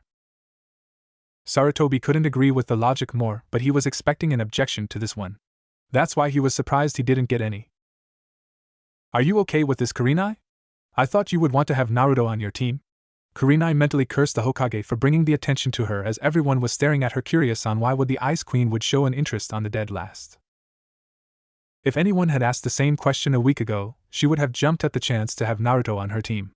But Kurenai was terrified to have him in her team with where she ended up in their last two encounters. She quickly tried to rack her brain for a reason and spoke as professionally as she could. I agree with Kakashi's reasoning, Hokage-sama, and it would do good to him if he got to know more people, and I think I would have my hands full with Hinata. Kurenai mentally patted her back when the Hokage bought on her reasoning and signed when everyone began to place their own request on students, taking the attention off her. Enko caught Kurenai's eye and narrowed her eyes. You're hiding something, aren't you, Kurenai? I will not rest until I found out your secret, Enko thought with a smirk. Academy? The students were talking among them. It was their last day at the academy before they become fully fledged ninja of Konoha. Naruto silently made his way to his usual seat, his protector with the leaf insignia tied to his forehead. He wanted to find out how long it will take for the others to notice that he was there, when a voice interrupted him. What are you doing here, Naruto? This class is only the graduated students, and you failed? Shikamaru asked, and everyone stopped their conversations, noticing that Naruto was indeed here. That was faster than I thought, Naruto thought, but he grinned on the outside. Oh. I'm not really here, Shikamaru. You see, this is just a dream. Shikamaru nodded and went back to sleep on his desk. Everyone, including Sasuke, had a massive sweat drop at seeing someone actually believe that. Naruto sat down in his seat with a shit-eating grin on his face, indirectly telling them he was not going to tell anything. Soon everyone began to settle in, with Sasuke brooding with his fangirls flocking at his side. Sasuke was discreetly sending curious glances at Naruto, wanting to know how he managed to pass. He was suspicious that something was going on since his mother was acting weird for the past week, and Naruto was the only who could get under her skin like that. Nearly 3 hours later. It had been a few hours since their final day at the academy started. The Hokage had come personally to announce the team placements. The students were informed that both their instructors weren't able to come due to some unfortunate incident. Naruto mentally thanked the old man for not bringing any attention towards him. After that, each of the Jonin instructors came to take their students. Only Team 7 and Team 8 remained in the room waiting for their Jonins to arrive. Where the hell are they? Naruto's crush yelled, tired of the waiting. Calm down, Sakura-chan. Something important must have come up if they didn't come. Naruto tried to reassure her. Don't tell me what to do, stupid. Sakura bonked Naruto on top of the head, making Kyuubi growl mentally, and Hinata to send a glare at her which went unnoticed by everyone but Naruto. Yeah, but don't you think we would have been informed if something did came up? Kiba more like said to himself, making everyone except Shino sign.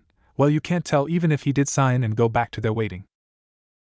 Naruto was curious as well. He had heard stories about Kakashi's legendary tardiness, but Kurenai always hated it when he was late.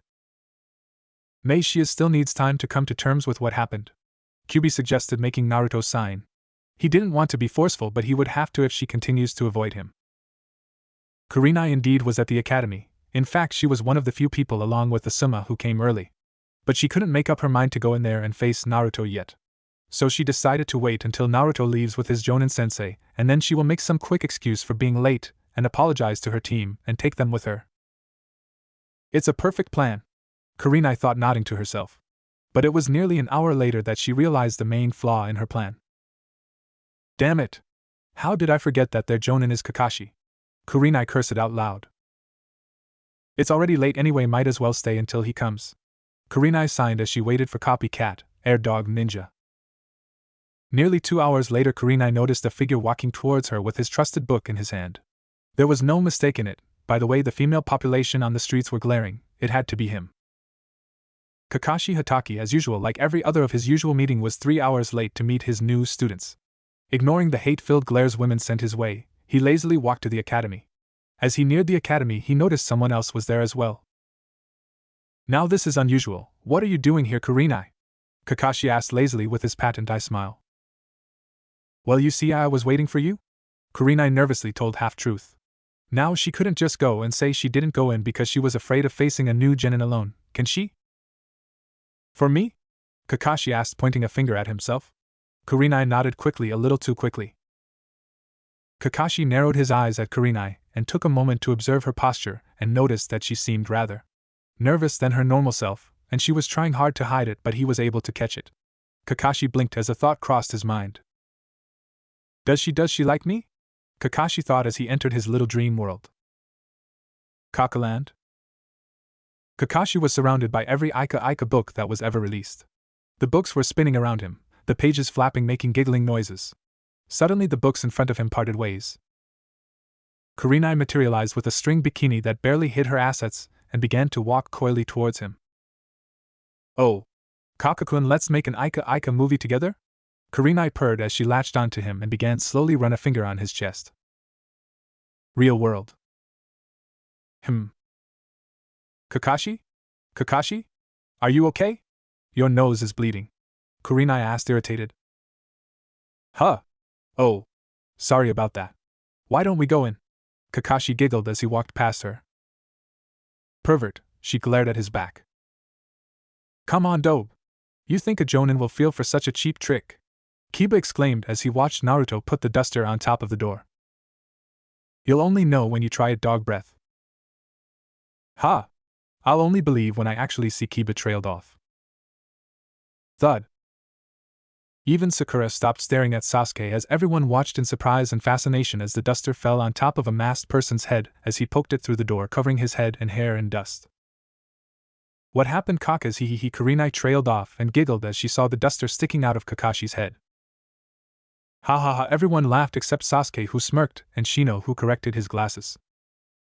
My first impression is that I hate all of you, Kakashi said in his tardy way, showing no signs of anger. Ha! You deserved it for making us wait. Why were you late anyway? Naruto shouted. Well, you see, I was on my way when a black cat. That's enough, Kakashi. I doubt they want to hear any of your excuses. Kurenai cut him off. Why were you out late, Kurenai-sensei? Hinata spluttered. I promise it won't happen again? Kurenai reassured her team, briefly glancing at Naruto, and saw him give her his foxy grin. So she is trying to avoid me, Naruto thought internally. Anyway, meet us at the rooftop. Kakashi's shoe shined away. Wait, Kurenai sighed as Kakashi didn't even ask her to come along. Teammate, meet me at the roof as well, Kurenai said, performing Shushin. Academy roof. Both Team 7 and Team 8 are now sitting at the rooftop along with their Jonin Kakashi and Kurenai. Well, why don't we introduce each other, like telling us about your likes, dislikes, hobbies and stuff like that, said Kakashi. Why don't you go first, Sensei, so we'll know what to say? Sakura asked, making Kakashi nod. I don't see why not. My name is Kakashi Hatake. I have some likes and I have some dislikes. I do have a hobby, and I have no goals, Kakashi said, making everyone face fault. Kurenai's eyes began to twitch at the introduction. Now she was getting a vague idea on why every team he took so far failed. What the hell was that? You only told us your name, Kiba yelled while Kakashi ignored him. Never mind about him, I will show you. My name is Kurenai Yuhi. I like my friends and making new genjutsu. I dislike rapists and perverts. Kurenai glared at Kiba when she caught him ogling at her, making him gulp, and my dream is to be the strongest genjutsu user among the elemental nations. Kurenai finished with conviction in her voice. I'm sure you will achieve it someday, Sensei, Naruto exclaimed with Hinata giving a slight nod. Why is he supporting me? Is this also a trick? Kurenai contemplated with a slight blush on her cheeks. Okay. Why don't you go next? Kurenai looked at Kiba, ignoring Naruto, making him frown at her. I'm Inuzuka Kiba. I like my family, Akamaru, and training. I dislike overly strong smells. My dream is to be the strongest Inuzuka clan head. He finished. Kurenai nodded and motioned for Hinata. And my NN name is Hyuga H. Hinata. I like my T-team and I admire a P-person who is strong and smart. He inspires me to be strong. Hinata cast a quick glance over at a confused Naruto. My D-dream is to make my FFF father proud and see combine the M main and branch F families of the Hyuga clan. My, I didn't know she has that much of a crush on me, Naruto thought with an unnoticeable smirk, while every except Kurenai wondered who she was taking about. Oh god. I totally forgot about her crush on him. How am I going to tell her he is not the same person that meets the eye and why I am the only one noticing that smug look on his face? Kurenai thought, terrified as she saw Naruto's smirk. Shino took it as his turn as Kurenai didn't say anything. I am known as Aburaim Shino. I enjoy reason and logic, as well as order and structure. I pride myself on being able to draw detailed, accurate conclusions on matters quickly. I also enjoy cataloging new species of bugs in Konoha. I don't like people who are illogical or unnecessarily loud. Dreams are illogical. Okay, can't say anything to that. Why don't you go next, Pinky? Kakashi asked as it was his team's turn. Sakura bristled at the nickname but didn't say anything. I'm Haruno Sakura. The thing I like is she glanced at Sasuke and giggled. Well, the person I like is she again glanced at Sasuke and giggled. And my dream for the future once again glanced at Sasuke and squealed, making a shudder to go down his spine. The things I dislike are Ino Pig and Naruto. She finished glaring at Naruto. Aw, don't be so mean, Sakura-chan. Naruto cheered with his eyes closed, with Hinata giving a glare at Sakura and Kurenai to gulp. I think she just made him put her on his to-kill list, Kurenai thought. Fangirls, Kakashi signed. Okay. Why don't you go next, blonde? Kakashi looked at Naruto. Now, everyone turned to Naruto, who grinned and folded his hands behind his head. My name is Uzumaki Naruto. He eyed Kurenai mischievously for a moment, and Kurenai felt herself begin to blush. I like Kurenai-sensei, ramen, and training. I hate people who judge me without knowing about me. My dream is to be the greatest Hokage. And make this village rest in peace forever. Believe it? Naruto darkly thought. Why did he have to say that? Kurenai blushed crimson as Naruto looked directly at her when he said he liked her. Did something happen during their training?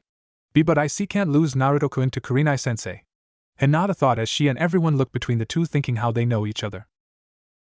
It seems Naruto has developed a crush on Kurenai.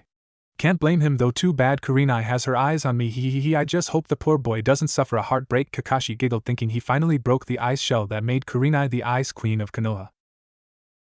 Yo! Broody, why don't you go next? Said Kakashi, making Naruto and Kiba to laugh. Sasuke glared at the three but nonetheless introduced himself. My name is Uchiha Sasuke. There are tons of things I dislike, but I don't really like anything except my mother. And I don't want to use the word dream, but I have an ambition, the resurrection of my clan and to kill a certain man. Sasuke-kun is so cool, Sakura thought with stars in her eyes. Just as I thought, Kakashi signed. Well, at least he is open about it, Kurenai thought sarcastically.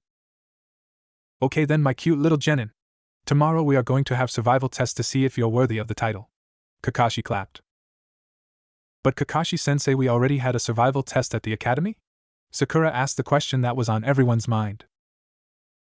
Kakashi was about to give one of his aloof replies, but Kurenai cut him. The academy test was only to weed out the weaklings. Tomorrow's test will determine your status as a genin, so be prepared, Kurenai advised, making everyone nod at her. You took away my fun, Kurenai. Oh. Well, team, meet me at the training ground 7 tomorrow at 7 a.m., and don't eat breakfast before anyone can ask why he disappeared in a poof of smoke. Kurenai signed at his antics but didn't say anything to would ruin his plan. Teammate, meet me at training ground 8 at the same time. Kurenai glanced one last time at Naruto, and saw him give her a we need to talk look. She shoo-shined away without giving a response. Team 8 also said their goodbyes and made their way home, leaving only Team 7 on the roof. It was Sasuke who broke the silence. Dobe. My mother asked me to invite you to dinner tonight? Sasuke informed Naruto. Just say you're busy, Kyuubi yelled. Why didn't you tell me early, team? Just thinking about her cooking is making me hungry. Naruto ignored the Kyuubi as usual and took of the roofs towards the Uchiha district. Sasuke-kun, can I come as well? Sakura jumped at the chance to get to know Sasuke's mother. Sasuke grunted and went in the same direction as Naruto. Sakura took that as a yes and followed his lead. Uchiha Clan District. Sasuke and Sakura caught up to Naruto, and together they entered the Uchiha Clan District. It was almost barren of any life, making Sakura on edge. But she tried to stay strong in front of her crush, as even Naruto didn't seem affected by the lack of general population. The houses in the clan's ground were all empty. The trio began to walk to the far end of the district towards the only house that has lights on. Mikoto was wearing an apron on her usual clothes. She was setting the dinner on the table when she heard a knock at the door. She washed her hands and went to open the door to meet her guests, and saw Sasuke and Naruto removing their footwear at the door. Welcome home, Sasuke-kun. Naruto-kun, it's nice of you to join us, Mikoto said, happy that Naruto came for dinner, but she also noticed a pink-haired girl with them who seemed rather nervous. Hello, Uchiha-sama. My name is Sakura Haruno. I'm Sasuke-kun's teammate. I hope I'm not intruding. Sakura bowed respectfully to the Uchiha matriarch. It's fine, Sakura-san. Sasuke's friends are always welcome here. Why don't you wait in the hall while I prepare the dinner, Mikoto said and sighed sadly as she noticed Sasuke already went to his room without saying a word. She turned when she felt someone pull on her wrist. Come on, Mikoto-chan. I'll help you set the table, Naruto said softly, making her smile and let him lead her to kitchen, all the while holding her hand. Why is Naruto behaving so familiar with Uchiha-sama? Sakura thought, confused. A few minutes later. Currently we find the last remaining two Uchihas with Naruto and Sakura at the dinner table. This is great, Mikoto-chan. It is almost as good as ramen, Naruto exclaimed as he ate Mikoto's homemade sushi. Coming from you, I'll take that as a compliment, Naruto-kun, Mikoto giggled while Sasuke and Sakura silently eating their meal, with Sakura giving an irritated look at Naruto. Hey! Ramen is the best food in the world, Mikoto-cha ow, Naruto yelped as Sakura bonked him on the head. Idiot! Behave and don't call Uchiha-sama like that. Sakura fumed at Naruto, secretly trying to impress Sasuke's mother and him. Mikoto frowned at the girl. It's alright, Sakura-san. Both Naruto-kun and I have known each other for years.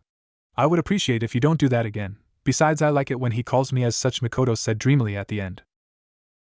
Sasuke stopped eating and observed his mother. Her tone, it almost sounded like, nah, that couldn't be it.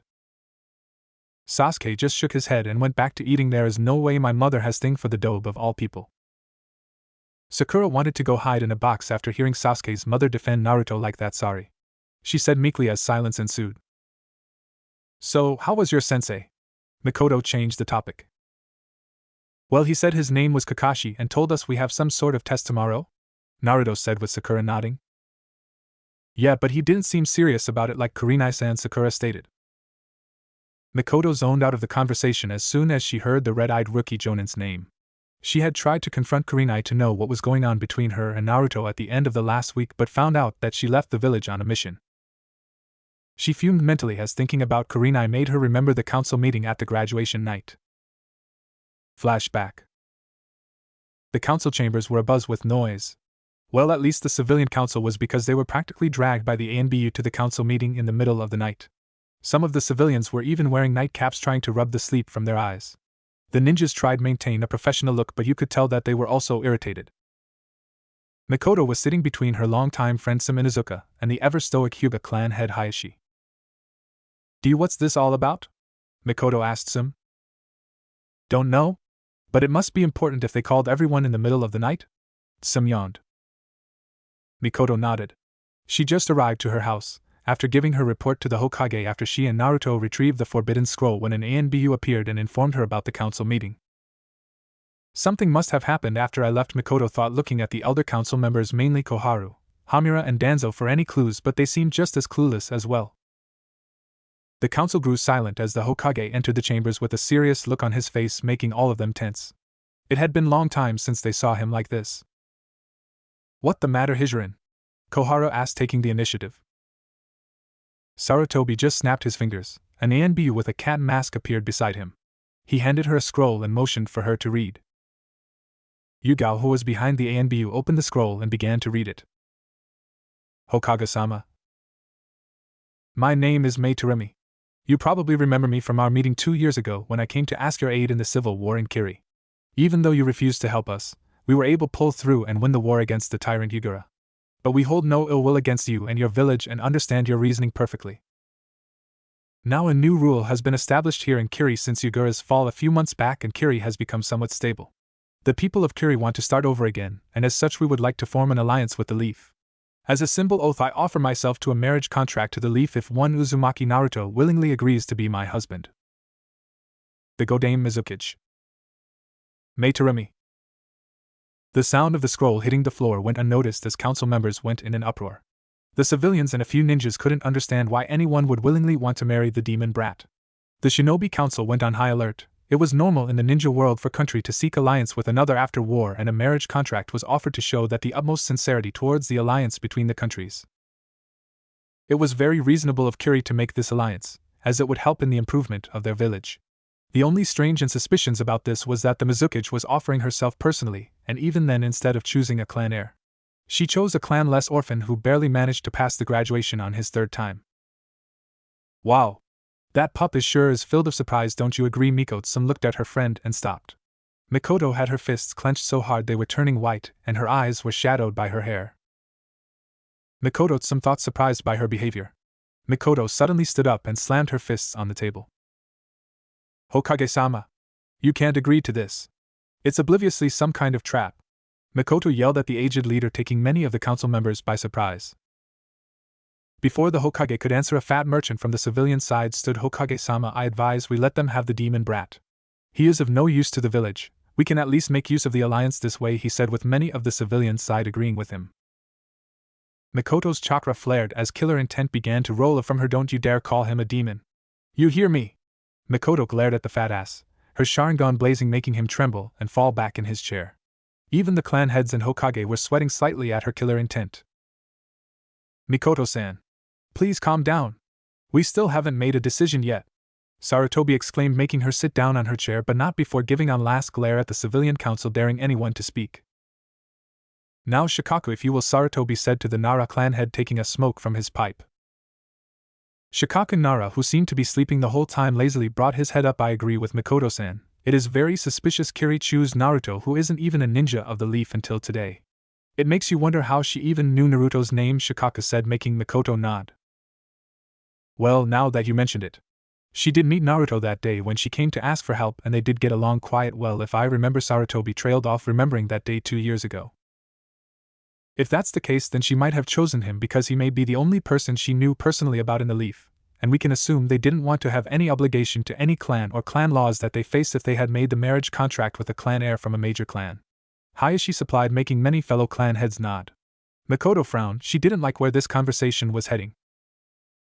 I vote to make this alliance official, Danzo Shimura stated, speaking for the first time.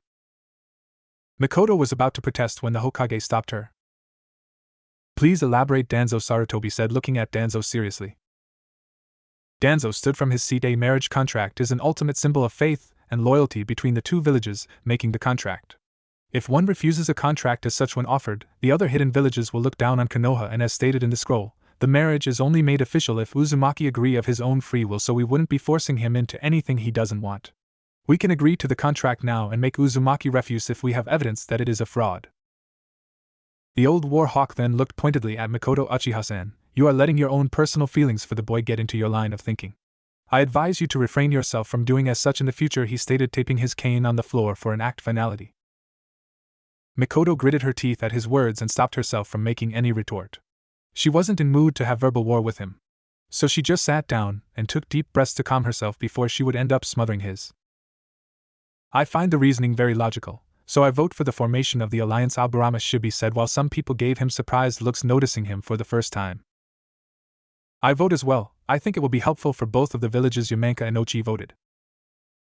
I don't know about the villages, but I think it will do well to the poor boy. I vote for the alliance, Akamichi Choza voted. And soon most of the shinobi council and clan heads followed their suit, with the civilians who were more than happy get rid of the demon. Come on, Mikoto, don't you think you're being a bit overprotective of him? Some said with her hand raised, looking at her friend who was still fuming, having immersed in her own thoughts. I won't let them take Naruto away. Flashback end. After finishing dinner, Sasuke immediately went to train while Naruto and Sakura decided to help Mikoto clean the dishes. As both said goodbye to Sakura, Mikoto stopped Naruto from leaving by placing a hand on his shoulder. Naruto-kun, do come to visit me from time to time. Sasuke is always training and I get pretty lonely in here all by myself. Mikoto requested Naruto with her lips curled down, showing she was not happy because of the absence of his presence for more than a month. Sorry about that, Mikoto-chan. I was kind of busy training. I promised to come and visit once every week from now, Naruto promised, making her smile and nod. They both said their goodbyes and went on their ways, with Naruto on his way to his apartment, and Mikoto to her room. I won't let them take you away, Naruto-kun. I won't let anyone take you away from me, Mikoto thought, leaning her back against the door of her room. I thought you would get used to it by now, Naruto thought, jumping from roof to roof. Even if you have somehow convinced me to let you be with other women, that still doesn't mean I have to like it, and you know I hate the Uchiha bitch, Kyubi replied from the recesses of his mind. Oh, come on. She doesn't even know about you, and beside, if I remember, you practically demanded me to fuck you after our first time, Naruto informed. Shut up. I'm going back to sleep, Kyubi said, embarrassed at the mention of that day. Naruto just shook his head and continued on to reach his apartment. Naruto's apartment. Naruto entered his apartment, opening the door. Well, he never bothered locking it in the first place. I hope you're ready for some dessert, Naruto-kun, a voice said as he turned on the lights. Next morning, Kurenai was standing in front of Naruto's apartment door, hesitating to knock. No matter what she did, she couldn't get him out of her mind. So, she finally got up the nerve and decided to meet him. So, she came to his apartment. Get a hold of yourself, Kurenai. You're a jonin, for God's sake. What could he possibly do to you except kill you with a single thought? Kurenai reassured herself. Well, he could do punish to you if you be a bad girl, a chibi, Kurenai in her mind spoke up. Kurenai blushed at her inner thoughts. Ever since that day, Kurenai felt slightly aroused whenever she started thinking about Naruto. It was getting worse day by day, she even began to have wet dreams about him. Must be the effect of that damned seal, Kurenai thought, fiercely touching the spot on her neck where the now invisible seal was. But she couldn't just avoid Naruto forever, so she moved her hand forward and was about to knock when the door opened. Kurenai-san? It's you! A cheerful voice spoke. Kurenai looked up to see the ramen girl from stand she went with Naruto a week ago. I am San? Kurenai stated. She took a look over her once to see she was glowing. You must be here for Naruto-kun. He's inside. I'm sorry, but I have to go. I'm already late to open the store as it is. Wait. I am rushed as she pushed Kurenai inside the apartment and started to go the stairs with slight limp in each step. But she doesn't seem to be in pain, Kurenai thought, confused. She had seen that look on the ramen girl's face before, but she couldn't place her finger on it. Are you going to stand in the doorway all day? A voice said, startling Kurenai. Kaya. Kurenai turned around with a hand over heart to slow down the rapid beating and meet the sight of an amused-looking Naruto wearing a black t-shirt and his usual orange pants. Don't scare me like th. Kurenai stopped when she smelled something funny in the air. She took another sniff of it, and it clicked in her mind, the glow, the limp, and the smell. It only happened when woman had. YYUHH her, oh god, Kurenai spluttered accusingly, pointing a shaking finger at Naruto. Kurenai's face became cheery red and she fainted. Who knew she was a closet pervert? Naruto sighed, looking at the blood leaking out of her nose. Kurenai Yuhi was sitting across a table with her friends Anko Mitarashi, Inuzuka Hana and Yuzuki Yugao, along her fellow jonin, namely Sarutobi Azuma, Hataka Kakashi and Might Gay, in the Dango restaurant, not really paying attention to any of them, lost in her thoughts about a certain blonde ninja. Yash! My rival has finally decided to take a team and pass on his flames of youth, Guy exclaimed, giving a nice guy pose. HN. Did you say something? Kakashi asked, looking up from his book. All of them began to laugh at Guy's expense as he began to cry anime tears, ranting about Kakashi's hippie attitude.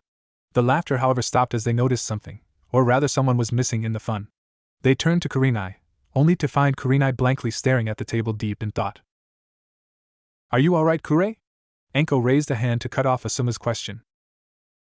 Having dirty thoughts about your boyfriend, Kure-chan? Anko asked like it was the most casual thing in the world. Kurenai nodded, paying half attention to her question, but then her eyes widened. What? Anko! Everyone snickered. It was not every day you see Kurenai's face turn the same color as her eyes, while Kakashi giggled for different reason, but they didn't pay any attention since he does giggle all the time. So, how did your team do, Asuma? Kurenai changed the subject.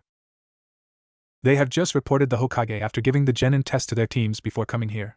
Only Team 7, Team 8, and Team 10 have managed to pass the test, and the rest of the students were sent away to the academy to repeat their final year. TSK, Shiokmaru went off to sleep saying it was too troublesome to fight and told me to let Chuji and Ino to pass. I'm still confused. I don't know if he saw through my test, or was he just being lazy? Asuma explained, lighting his smoke. Well, that's a Nara for you. Hana supplied, making them share a laugh. What about you, Kurenai-san? How did your students prove their flames of youth? Each had a massive sweat drop at the double meaning of his question. They didn't have much of a problem. They were easily able to catch me and work together from the beginning. Kurenai sighed. She only put half-hearted effort into the test due to that incident in the morning. What about you, senpai? How did your team do? Uego asked her former ANBU captain. Yeah, Kakashi, I never thought you would move your lazy ass enough to actually take a team? Anko grinned. Kakashi ignored the jab and answered, the Hokage and the council suggested it was finally time I take on apprentices. More like threatened to make his life miserable if he failed another team. Surprisingly, everyone thought the same thing. But they did rather well, especially the Uchiha. He was quite impressive, Kakashi added. Well, that's to be expected. He is the rookie of the year after all. How about him, the Uzumaki kid? Hana asked, curious about the demon container. Kurenai tensed at the mention of Naruto, which was only noticed by Anko, but she also looked at Kakashi expectantly. Well, he did surprise me with the shadow clones, but he didn't seem to have any other special skills? Kakashi mused. That's it. I thought he would do a lot more than that since he defeated and killed Mizuki and Irika. Are you saying it was all luck? Hana asked, disbelieving. Uego suddenly laughed, getting the attention of all of them. What's so funny, Uego? Anko inquired. It's just you reminded me of the last council meeting, Uego said, controlling her fits of laughter, and noticing everyone's curious gaze, continued. I'm not allowed to tell you yet, but believe me, you're in for a surprise for this one. Wait.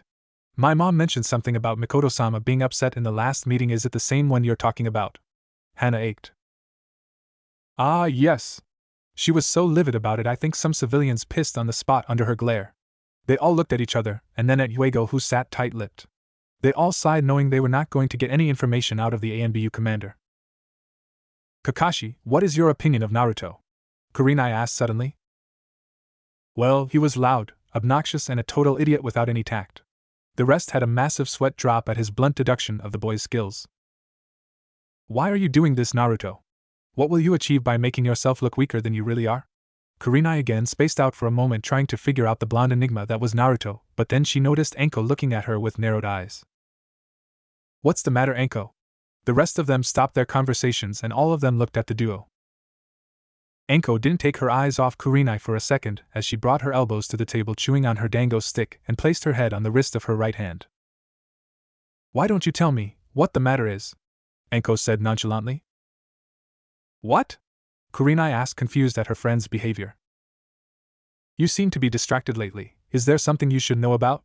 Anko asked, wiggled her eyebrows with a dango stick in her mouth. Kurenai's eyes widened and her cheeks went a little red. Have I been that obvious? Kurenai asked herself. I don't know what you're talking about, Anko. Kurenai mentally berated herself for spluttering, and she felt like frog caught by a snake at seeing Anko's grin.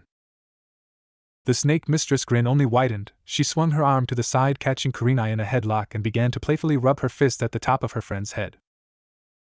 You know you can't hide anything from me for too long, Kure-chan. So tell us who the lucky guy is? I promise I won't do anything much, Anko added. It's nothing like that, Anko. Kurenai tried to defend herself. Kure-chan, you should have told us, Uego said, sounding hurt. First Uego and now you too. How long have you been doing this? Hana teased. Kurenai finally untangled herself from Anko and tried to not reveal anything of her new relationship with Naruto. There's nothing going on like that. You know I will tell you guys if I started seeing someone, Kurenai said, looking at them, making sure her voice doesn't break. Anko did believe her one bit. Oh, come on, girl. You can't lie to me. It's written all over your face. You are smitten over someone like a love-sick puppy, Anko said, all the while poking her forefinger on Kurenai's nose, while Hana and Uego nodding in affirmation. Puppy, I couldn't have said better myself, Anko. Ika puppy love, were the thoughts of a certain masked jonin. Just tell us. Is it one of these guys? Hana asked, pointing at 3 males present at the table. Kurenai! Have you fallen from my springtime of youth? Guy exclaimed while Asuma blushed at the idea and Kakashi giggled. No, Guy. And it's nothing like that, yelled a flustered Kurenai. Kakashi just got up from her seat and went towards Kurenai. Don't rush it, Kurenai. The situation is not always as bad as it seems, take your time and get to know him better. Kakashi gave her a nice smile before patting her back and made his way out. Everyone sat in stunned silence. They were still looking at where Kakashi exited. What was that all about? Asuma finally asked, looking at the rest who were still dumbstruck. Yash. My rival has taken it upon himself to spread his springtime of youth. Training ground. It was around midnight. Kurenai was sitting under a tree beside the lake near the training ground 7. She was looking irately at the piece of paper in her hand. Come to this place tonight if you want answers. Naruto. Naruto had already left by the time she had woken up from her shock-induced state in his apartment. The paper was struck to her forehead, giving the directions of the training field.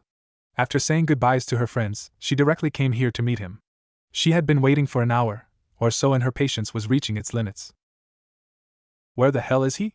Kurenai thought in irritation, but her expression softened as she gazed at the shining star-filled sky. It's beautiful. Isn't it? Kaya! Kurenai couldn't believe she got startled for the second time that day, not to mention by the same person. She glared at the laughing man who now stood beside her. Shut up. It's not funny. Kurenai glared at the blonde. I disagree. It was rather cute if you asked me. Kurenai had to use all her experience as a shinobi to not pout. She was still having a hard time keeping the facade she put around that her friend Anko managed to break sometimes. But around him it was like the invisible barrier she built around herself has been lifted. Why were you late? Kurenai changed the topic. I wasn't late, I actually arrived an hour before you did. Naruto smirked at her. What? Then why didn't you come and meet me? Kurenai asked, stunned. You're one to talk. You have been avoiding me for a week, Naruto said, sitting beside her under the tree.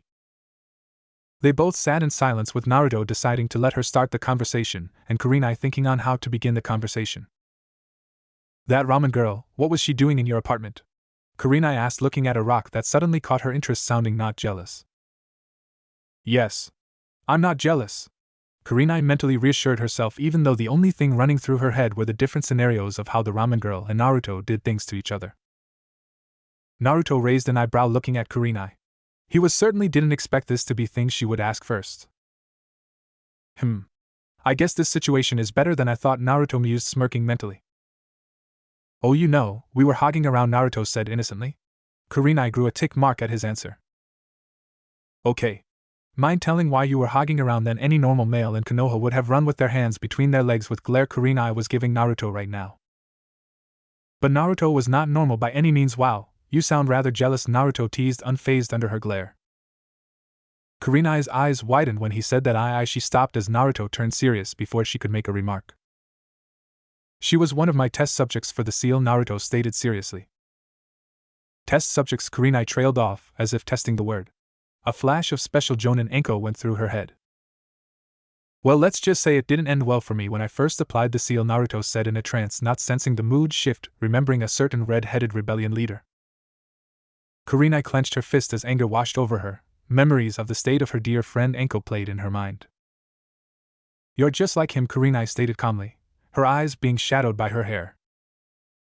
What? Naruto turned around, coming back from his memory lane, when he felt the fluctuations in the seal, warning him of the negative emotions building against him in Kurenai. You're just like Orochimaru. You use people to get what you want and then throw them away. Kurenai yelled, standing up. Slaw. Naruto caught Kurenai's wrist inches away from his face. He could have used the seal to subdue her, but that would have made her angrier instead of calming her down.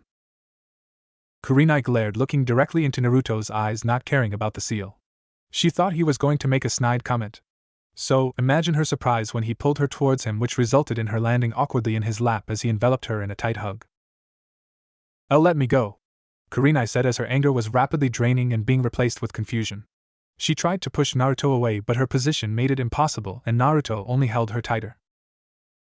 I'm not going to abandon you, Naruto began, making her eyes widen as she stopped struggling. He pulled back so he could look at her stunned face. Because unlike Orochimaru, I care about you, Naruto said, looking directly into her crimson eyes.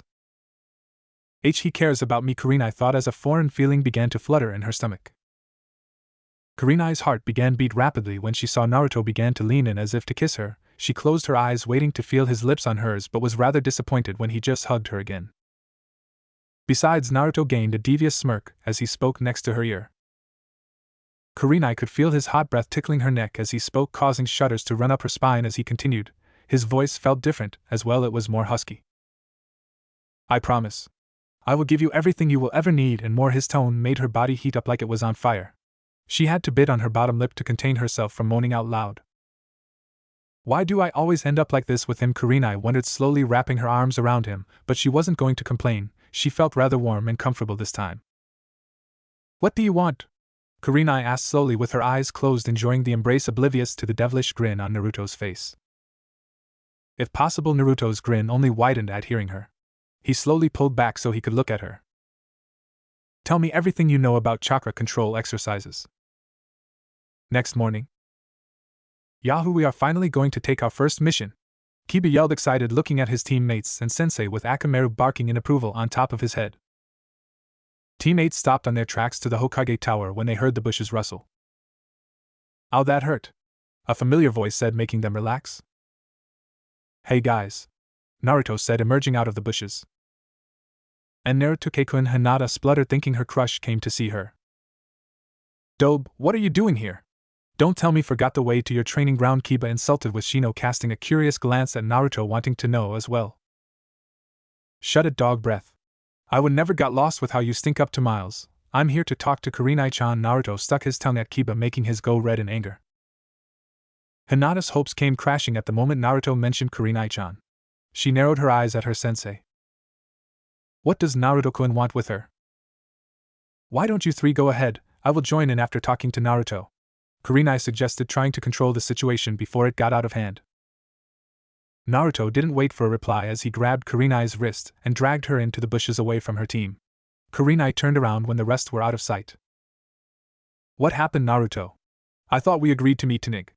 Kurenai didn't get to finish her sentence as Naruto stood on his tiptoes and crashed his lips against her, pressing her back to a tree.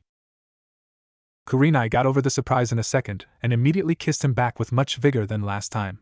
She wrapped her arms around his neck as he deepened the kiss, her fingers tangled in blonde locks. Kurenai-sensei, what should we, huh? Kiba scratched his head, confused. Are you sure they were here? Akamaru just tilted his ear, making Kiba sigh. Kurenai let out a breath of relief as she watched Kiba go. That was close, Kurenai thought out loud, dropping the genjutsu. She looked aside at not hearing a response, and only saw a piece of paper in Naruto's place. Consider that a reward for helping last night. See, I told you he was a good kisser. The chibi Kurenai, which had been acting up lately, giggled in her mind. Kurenai just brought a finger to her lips, softly touching them with her cheeks flaring at what she had done. Maybe this isn't as bad as I thought, Kurenai thought dreamily. Elsewhere. What is the meaning of this? A large man with a sword on back yelled, throwing a scroll at the desk. The person behind the desk just looked at the scroll, paying no mind to the furious man. The person was wearing kage robes and hat with the kanji of water on it.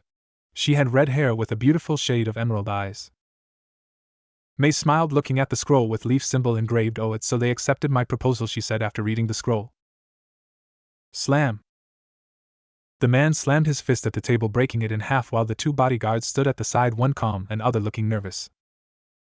What the hell were you thinking, forming alliance with Konoha when they refused to help us in the war? I don't see the problem here, Zabuza. We need a strong ally to recover our village quickly, Mei said, never dropping her smile. The man now recognized as Zabuza Momochi didn't look convinced one bit. Fine. I understand the alliance, but why did you offer yourself to marry some no-name punk? Did you lose your mind? Zabuza yelled, outraged at the idea of her marrying. Mei's smile dropped, and before Zabuza knew it, he was pinned to the far wall of the room with furious kage glaring daggers at him. Mei began to lift Zabuza by the throat until he and his sword on his back were suspending in the air. Her eyes tuned crimson with slits as the whole room was flushed with immense killer intent. The other occupants in the room, Ao and Chojuro, were on their knees struggling to breath. Zabuza, if you dare insult my fiancé again, then I'll kill you. Zabuza's whole body began to shiver in fear of the woman before him. He knew she was capable of finishing her threat. He witnessed it firsthand as she fought Yugura. So, he gave her a weak nod. Mei held him for a second before throwing him at the floor. The three males in the room sighed in relief as she calmed down. Chojuro, clean this mess. Mei barked out an order before leaving the room with Ao following her. Hey, are you okay, senpai? Zabuza just got up and left the room without answering. Mei-sama, if you don't mind me asking, why did you propose the marriage? Ao hesitated to ask, making Mei look at him. He began to sweat profusely, thinking of ways to escape if she decided to kill him. But his worries went away as she smiled. It's rather simple, Ao. Mei paused for dramatic effect, causing Ao to lean in. I'm in love. Mei squealed like a schoolgirl and went skipping her way throughout the corridor until she was out of sight. Ao just stood as rock, staring into space. A gust of wind somehow managed to enter the closed room as it blew past him. He could only think of one though at her ridiculous answer. Back in my days.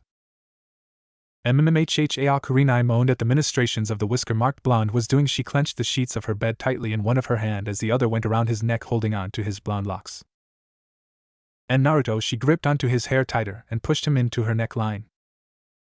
Naruto began to trail kisses up her jaw, making her clothed body squirm under his own. You're getting so wet, Kure-chan. Naruto smirked as he looked at her breathless face. Don't say things like that, Kurenai said, flustered, turning away from him, her chest rising and falling with each intake of air.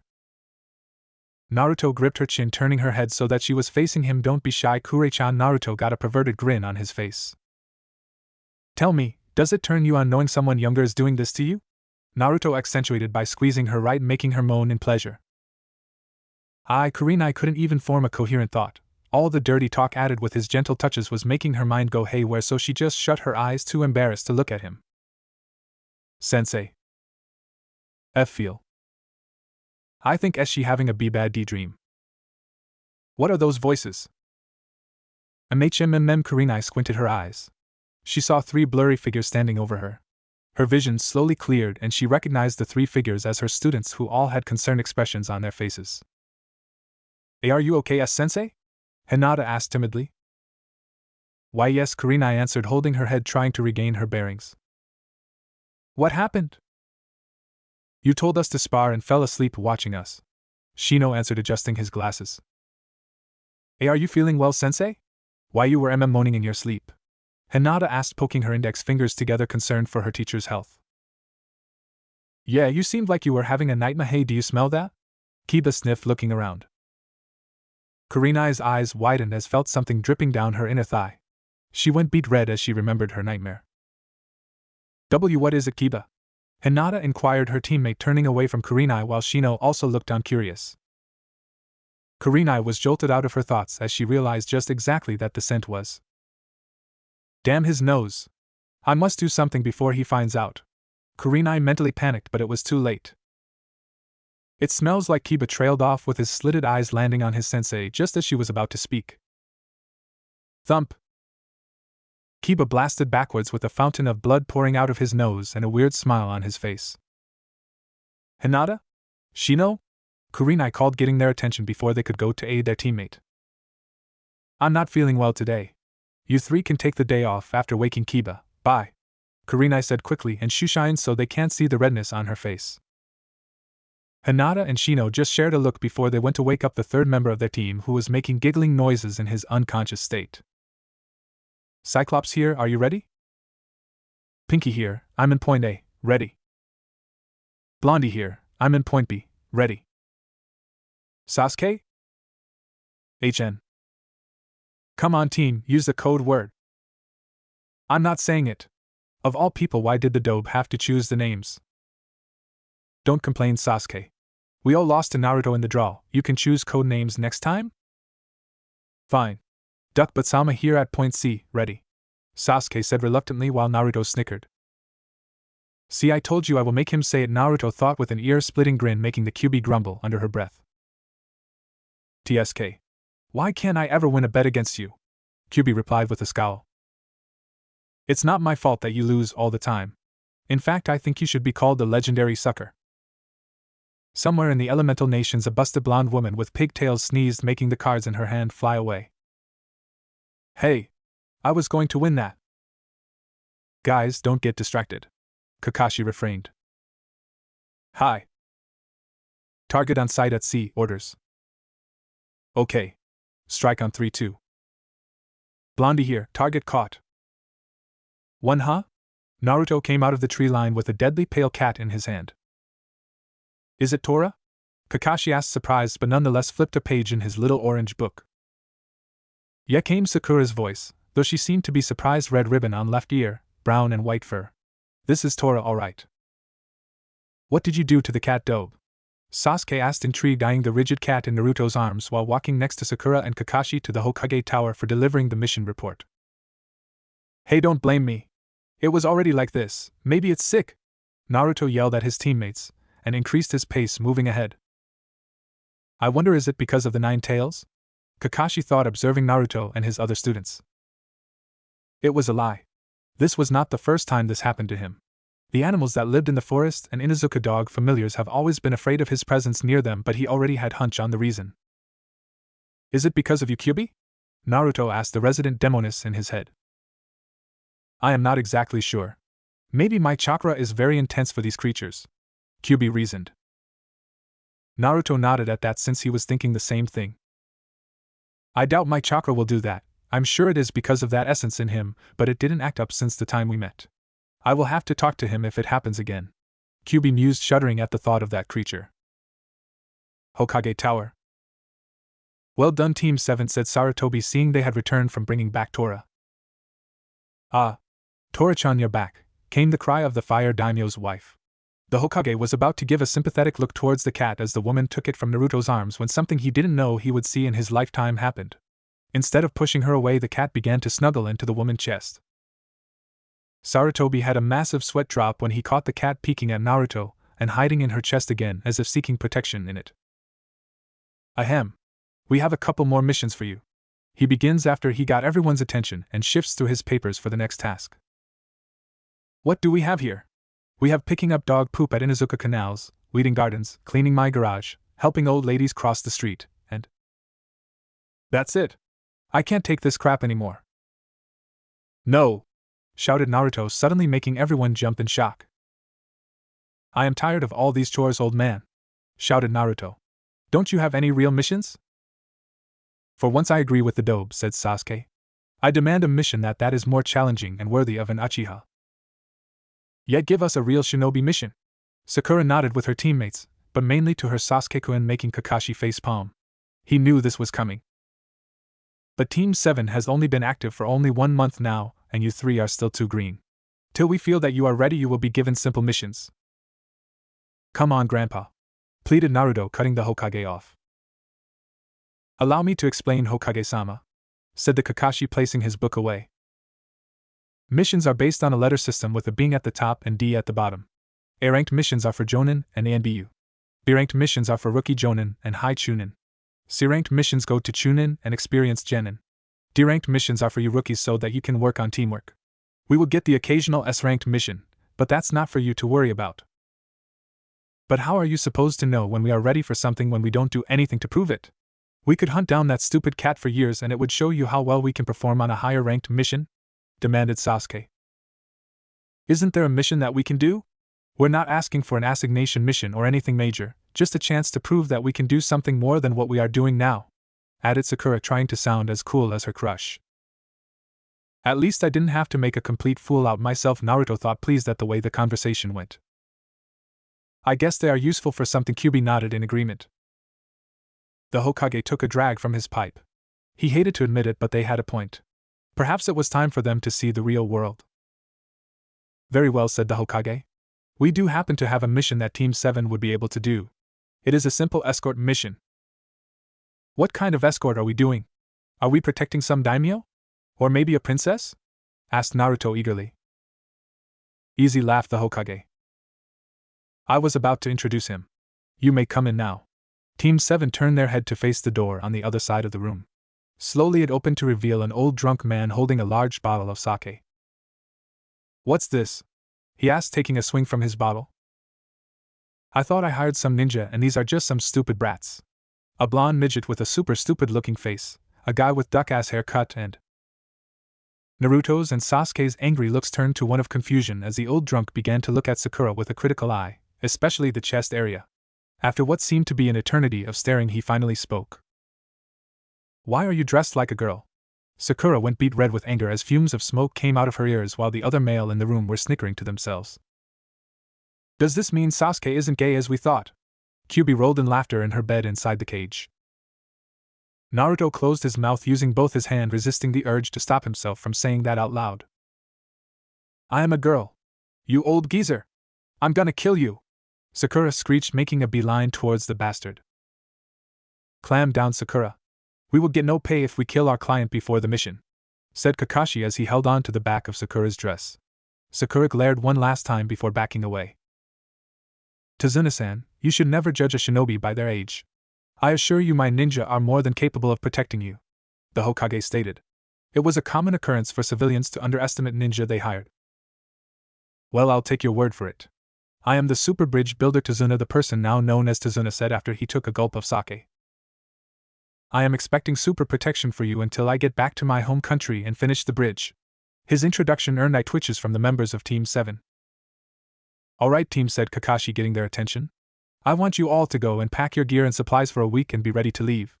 Meet at the North Gate early tomorrow, ordered Kakashi before puffing out via Shunshin. The other three began their walk home with Sakura giving one last glare at Tazuna, who was too drunk to notice the world around him. After the three parted ways, Naruto looked up at the sky to see the sun was still high in the sky. It's still noon, I am not hungry yet. I should go and train. Training ground. Naruto arrived at his normal and regular training ground to see a now familiar presence. Now this is a surprise, you're here early? Kurenai, who was sitting on a rock at edge of the lake looking over it, immediately perked up on hearing his voice. What are you doing here?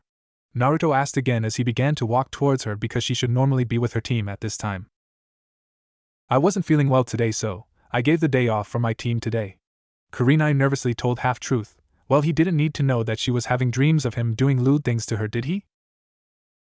Naruto just raised an eyebrow but decided to drop the matter. He brought his hands together for his favorite hand seal and formed a few shadow clones. Already knowing the orders, the clones went to train, some going to the lake to fight on water while the remaining went into the forest to practice kunai balancing. The real Naruto walked up to Kurenai and took a seat next to her on the rock. I'm still surprised you managed to perfect tree climbing and water walking in just a month. Not only that, but you managed to do kunai balancing as well, Kurenai said, awed as she watched the clones fight on top of water. I will require all the control I can get to master those jutsu, Naruto said, absent-mindedly thinking about the scrolls he found on the night of graduation over a month ago. Jutsu? What type of jutsu will require you to learn A and BU level chakra control exercises? Kurenai asked, her curiosity peaking while unconsciously decreasing the distance them. He had never mentioned anything about learning about any type jutsu in the past month since they began their secret training. My normal chakra reserves are large as it is, added to that me being a Jinchuriki only makes my chakra control suck, Naruto said, leaning back with his hands on the rock, ignoring that their shoulders brushed against each other. Oh? Kurenai said as silence enveloped between them except the occasional grunts and dispelling noises made by the clones that were still fighting at a distance. Why isn't he doing anything? He's always been very forward before, Kurenai thought as she intentionally brushed her shoulder against his this time. You are a bastard, you know that, Naruto. Now that she wants you, you're playing hard to get. Naruto just smirked as he ignored Kurenai's attempt again. What is wrong with him? Does he want me to keep rubbing him all day? Kurenai thought, agitated, but then bit her inner lip at the thought that crossed her mind. Wait. Does he want me to do it? Kurenai gulped. I don't care anymore. I need him to touch me. Kurenai's eyes burned with determination, and she slowly moved her hand towards his even if her hand was shaking in anticipation. Am I interrupting something? Kurenai jerked her hand away instantly. She shot up to face the new arrival and blinked in surprise. Talk about bad timing? Kyubi said, her tone turning to that of irritation. For once I agree with you. Naruto sighed. Uchiha-sama? Kurenai asked, confused on seeing the woman glaring daggers at her. This could be troublesome. Naruto pulled Nara on seeing the woman standing and staring at each other in a stalemate. Mikoto-chan! Naruto exclaimed as he ran towards the Uchiha matriarch and hugged her, making both women's eyes widen at the action. Naruto-kun, Mikoto said, surprised at the unexpected but very much welcomed contact as she embraced him back, completely forgetting about Kurenai. Kurenai was seething, her jealousy reaching its peak and still flaring to unimaginable levels at the sight. What is she doing here? How does Naruto know her? Does she have a seal as well? But Naruto said, me and Ayam were the only ones with the seal. Did he lie to me? Kurina's mind was in turmoil at the thoughts, her lips forming a thin line with a frown marring her beautiful face. Ahem. Kurenai coughed, breaking the moment, and reminding them of her presence. The Uchiha and Uzumaki duo parted for each other and faced Kurenai, with the former having an almost unnoticeable satisfied smirk on her face up on seeing the other woman's posture. Oh. By the way, Mikoto-chan, this is Kurenai-sensei. Kurenai-sensei, this is Mikoto-chan. Naruto introduced them, hoping it would ease the tension between the two. You got fucked up again, Kyuubi commented. What? Naruto's surprise quickly faded away and he cursed himself as Kurenai became stiff with her frown deepening. Sensei, Kurenai repeated the word bitterly as the smile on the clan head's face only increased at the way Naruto addressed them. Hello, Kurenai-san. It's nice to finally meet you in person. I have heard a lot about you. Mikoto extended her hand. Nice to meet you as well, Uchiha-sama. Although I'm surprised you're already acquainted with Naruto, Kurenai greeted, forcing a smile on her face, not wanting to anger a clan head and council member. I'm surprised as well. I wasn't aware that you were still training him. Kurenai's eyebrows rose in shock that the woman knew she was training Naruto. She discreetly turned to Naruto, who was giving her "we will talk later" look. No, I just give him occasional tips in my free time, Kurenai lied, not revealing anything. Yeah, Mikoto-chan. Kurenai-sensei is awesome. She even taught me how to walk on water, Naruto exclaimed, jumping on his tiptoes, making Mikoto laugh at his eagerness. He's really good at acting. Kurenai's sweat dropped on seeing how convincing Naruto can be, but she also sighed in relief. This means he wasn't lying. She really doesn't know anything about him. Anyway, Mikoto-chan, what are you doing here? Were you looking for me? Naruto questioned, since he didn't plan on coming here either, so she must have intentionally looking for him. Mikoto looked confused for a second, then her eyes widened, remembering the reason she was here in the first place. I almost forgot about that. Sasuke-kun said he was leaving on a mission but didn't tell me the details. So I came looking for you. Mikoto sheepishly rubbed the back of her head. It seemed someone was rubbing off on her. Wait. You're leaving the village on a mission? Kurenai gasped. Yeah. Me and my team are going on a sea rank to protect a bridge builder to Wave Country for a week. A week? Both women said at the same time, making Naruto's sweat drop at their outburst. Kurenai and Mikoto shared a surprised look, and then both looked down at the ground. I won't able to see him for a whole week. Unknowingly, they thought the same thing. Naruto's sweat drop grew at seeing them depressed. It's only a damn week. Things like these make me happy that I'm sealed in you.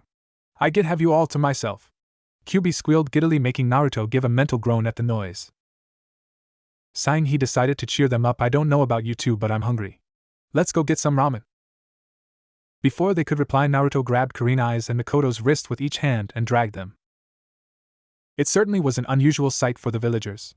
The hated pariah of the village holding the hands of the two of the most beautiful and sought-out women in Konoha, running around the village with the woman blushing all the way. Next morning, Naruto, Sakura, and Sasuke were waiting for their sensei with their client at the northern gate of Konoha. Where the heck is that one-eyed freak? We have been waiting for nearly 3 hours. Tazuna shouted with little patience. Don't worry about it, you old drunk. He should be arriving just about now, Naruto replied as Sasuke pushed himself off the wooden wall. After a few minutes, Kakashi appeared down the road, somehow managing to read and walk at the same time. You are late again, Sakura yelled, making everyone cover their ears.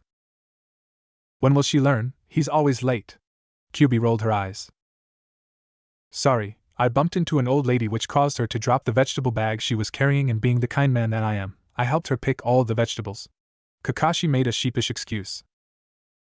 And picking vegetables took this long? Tazuna asked, curious, actually believing him. Kakashi just shrugged. It was a large bag. Is he serious? The bridge builder asked Naruto, making him sigh. After checking all of their equipment one last time, the Konoha team of Genin Maid started their journey for the first mission outside the village. Things like these make me happy that I'm sealed in you. I get have you all to myself. Kyuubi squealed giddily, making Naruto give a mental groan at the noise. Sighing, he decided to cheer them up. I don't know about you two, but I'm hungry. Let's go get some ramen. Before they could reply, Naruto grabbed Kurenai's and Mikoto's wrist with each hand and dragged them. It certainly was an unusual sight for the villagers. The hated pariah of the village holding the hands of the two most beautiful and sought-out women in Konoha, running around the village with the woman blushing all the way. Next morning, Naruto, Sakura, and Sasuke were waiting for their sensei with their client at the northern gate of Konoha. "Where the heck is that one-eyed freak? We have been waiting for nearly 3 hours," Tazuna shouted with little patience. "Don't worry about it, you old drunk, he should be arriving just about now," Naruto replied as Sasuke pushed himself off the wooden wall. After a few minutes, Kakashi appeared down the road, somehow managing to read and walk at the same time. "You are late again," Sakura yelled, making everyone cover their ears. "When will she learn? He's always late." Kyubi rolled her eyes. "Sorry, I bumped into an old lady which caused her to drop the vegetable bag she was carrying, and being the kind man that I am, I helped her pick all the vegetables." Kakashi made a sheepish excuse. "And picking vegetables took this long?" Tazuna asked, curious, actually believing him. Kakashi just shrugged. It was a large bag. "Is he serious?" the bridge builder asked, making Naruto and Sasuke sigh. After checking all of their equipment one last time, the Konoha team of Genin made started their journey for the first mission outside the village. Chapter 8 Wave. The group had formed into the defensive positions around Tazuna. They formed the diamond formation around the client.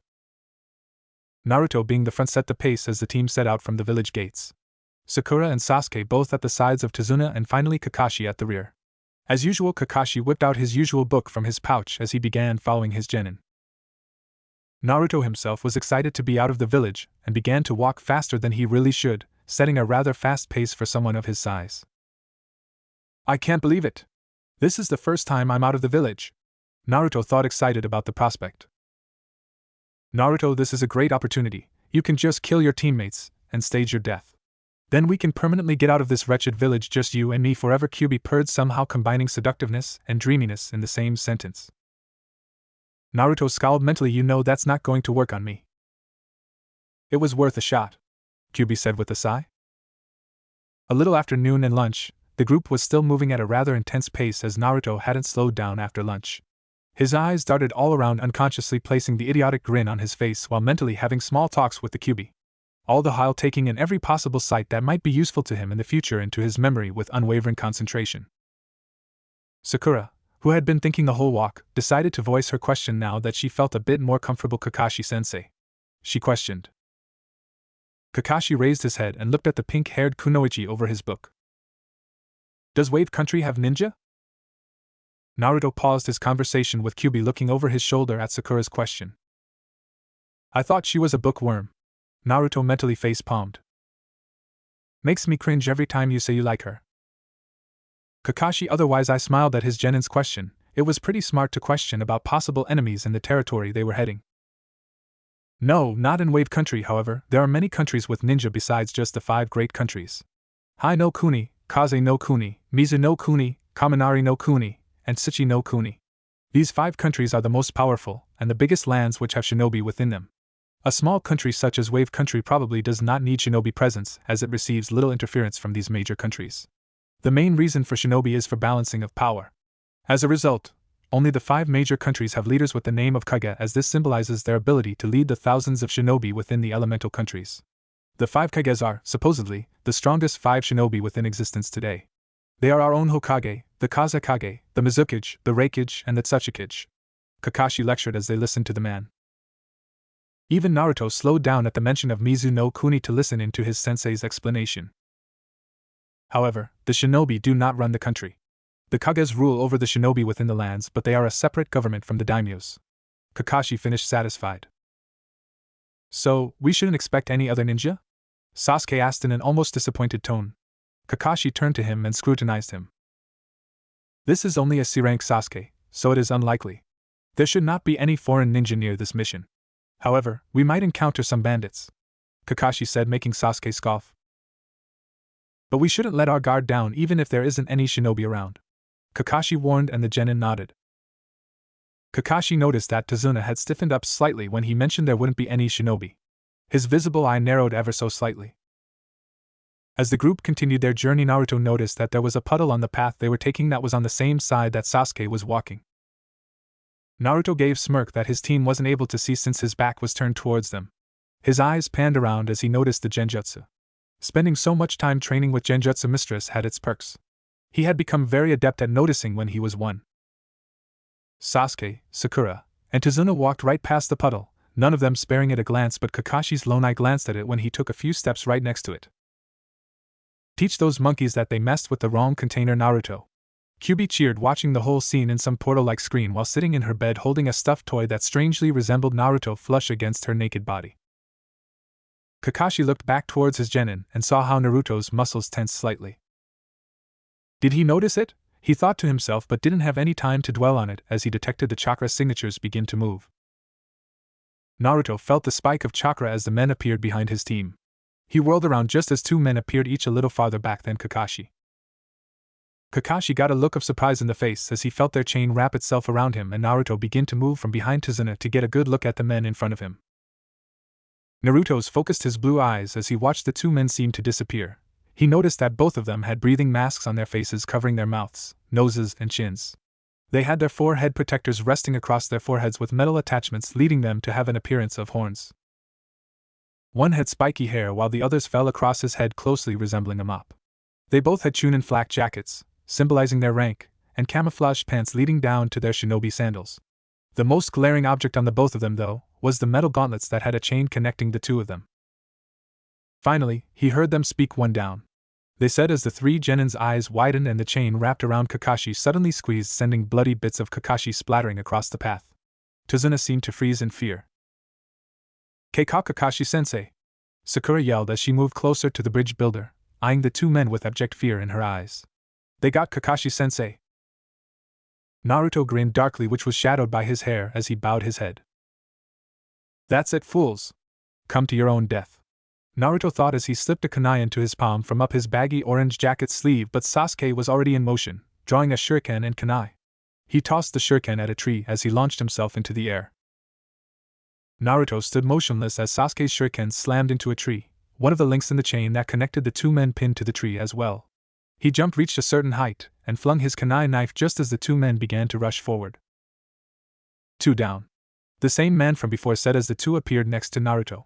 But just as their chain began to wrap around Naruto, their chain was yanked backwards towards the tree as the force of the kunai flung them backwards, hitting the tree. Sasuke landed on the two apparent chunin shoulders and grabbed a hold of their chain as he kicked the both of them in the face, causing them to stumble. However, they recovered quickly as they released the chain, keeping them rooted to the tree. They both split away from each other. The spiky-haired one heading to Tazuna and Sakura, the opposite one heading towards Naruto in an attempt to take out the assumed scared genin off commission. I have to protect the client. I have to protect the client. I have to protect the client. Sakura repeated a mantra in her head as the spiky-haired one approached Tazuna. She thought of the next course of action to herself as the man closed in and she shouted, "Sir, get back!" Sakura pulled a kunai and set herself in a defensive position in front of the bridge builder as Tazuna felt a bead of sweat roll down his face. Just as the man closed in, however, Sasuke suddenly appeared in front of the opponent, his hands already in motion to grab his own kunai. He faced the man down with determination in his black eyes. All of a sudden, the fight was over and Sasuke and Sakura were looking at their sensei with both enemies under his arms, both of them knocked out. Sasuke relaxed his guard as he saw his sensei appear and Sakura looked over where Kakashi had been. Kakashi-sensei used substitution. Those pieces of log sure looked convincing. Thank Kami! She thought as she heard Tazuna let out a sigh of relief. Kakashi looked around, his gaze landing on his blonde genin, and gave him an eye smile. Sorry, Naruto, I should have helped right away, but don't worry. It happens to most of us when we have our first encounter. Naruto gave grateful smile to his sensei while he was snarling on the inside. Kakashi turned to Sasuke and Sakura. Good job, you two, especially you, Sasuke, he said as he again eye-smiled at the two. Sasuke smirked as he looked over to Naruto. You alright, Mr. Scaredy Cat? Sasuke asked arrogantly. Naruto suddenly moved from his place as his head snapped to the side, his eyes locking to Sasuke's. Shut it, team, he said coldly, giving him a dark glare for coming in his way. Sasuke took a step back in surprise but merely scoffed as he turned away from him and looked at his sensei, who was tying the both enemies to a tree. Naruto? Kakashi called, getting their attention as he finished examining the enemies. Their gauntlets are poisoned. We need to reopen your wound and drain the poisoned blood. Don't move around too much, it may spread, Kakashi counseled. Naruto looked confused for a second and then noticed the small scratch on his hand. He shrugged as he grabbed a kunai and sliced it back open, his blood pouring out of the newly made wound. Naruto! What the hell did you do that for? Sakura yelled, making them wince at the volume, but she didn't seem to notice in concern for her teammate, causing her to ask a rather obvious question. To drain the poison. I wouldn't have done it that way, but good job, Naruto, Kakashi said as he looked at the blonde's hand, which was sealing up in front of his very eyes. Is this the power of the nine-tailed fox? He asked himself in amazement. Arm, who groaned from behind, intercepted their thoughts, alerting them of their company. Goza and Meizu, the demon brothers and Chunin-level shinobi from Mizugakure, and who are known for not giving up when fighting. Now, I'm sure you had your reasons, but can you please enlighten us on why you attacked the ninja of the village that you recently signed an alliance with? Kakashi asked, his lazy tone back in place. An alliance with the mist. When did that happen? Naruto thought in surprise at the new information. Wait. Kakashi-sensei, does that mean the war is over? Naruto asked, earning curious glances from Sasuke and Sakura. Kakashi's eyebrow rose at hearing Naruto speak about the blood purges and mist, but he answered, nonetheless, I am surprised you know of that, Naruto. But they ended more than a year ago. We even signed an alliance with them recently with the establishment of the new Mizukage. Naruto's eyes went wide at hearing him, a new Mizukage. Could it be? The now recognized demon brothers looked confused at the conversation, and then paled. Are you telling us you're from Konoha? Goza asked, looking frightened. Kakashi thought for a moment before turning to his team to look at once and turn to the captives once again. We all are wearing the same forehead protectors. That means I didn't miss anything, he said to himself, earning massive sweat drops from his students. So, yeah? We are from Konoha. Gozu and Meizu began to sweat furiously, with their body becoming a shaking mess at the thoughts running through their head. She is going to kill us. An ominous picture of a sickly smiling redhead formed in their head, watching happily as their family jewels got melted. Gah! We're sorry! We're sorry! We wouldn't have attacked you if we knew you people were from Konoha. This was a mission. Please don't tell the Mizukage about this. The so-called demon brothers pleaded. Are they really Chunin? Were the thoughts of the present genin who heard them. This new Mizukage sure is something to keep them in line like this. Kakashi thought, amused, having heard the rumors about the person's power. Fair enough, but you have to tell us about this mission you're speaking of? Kakashi asked, briefly noticing Tazuna stiffen again. Gozu and Meizu shared a look, silently coming to a decision before answering. We were hired by Gatu to kill the bridge builder. Gatu? You mean the wealthy shipping magnate Gatu? The guy who is said to be one of the few wealthy people in the world? Kakashi asked with slight surprise in his voice. Even though his suspicions were confirmed, he didn't foresee Gatu's involvement. Yes. It is him. Now we told you what you want. Please untie us, we swear on our shinobi honor we won't cause trouble again. Kakashi contemplated for a moment before he walked over to them and cut off their ropes. I won't go easy on you two if there is a misunderstanding like this next time. Kakashi warned seriously, making them gulp and nod as they disappeared into the forest. Now Tazuna-san, I believe there is something you need to tell us? Kakashi asked, all lazy and playfulness disappearing from his voice. Tazuna paled. It's true. This mission is probably more than what you knew about, but I had no choice. Our country is too poor to afford any higher-ranked missions. Tazuna admitted, looking at the ground. Is it because of the bridge? Kakashi questioned. Tazuna nodded yes.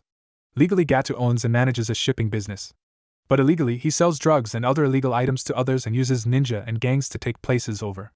About a year ago, he set his sights on our small country and quickly took control over all of our shipping companies. He has complete control over what enters and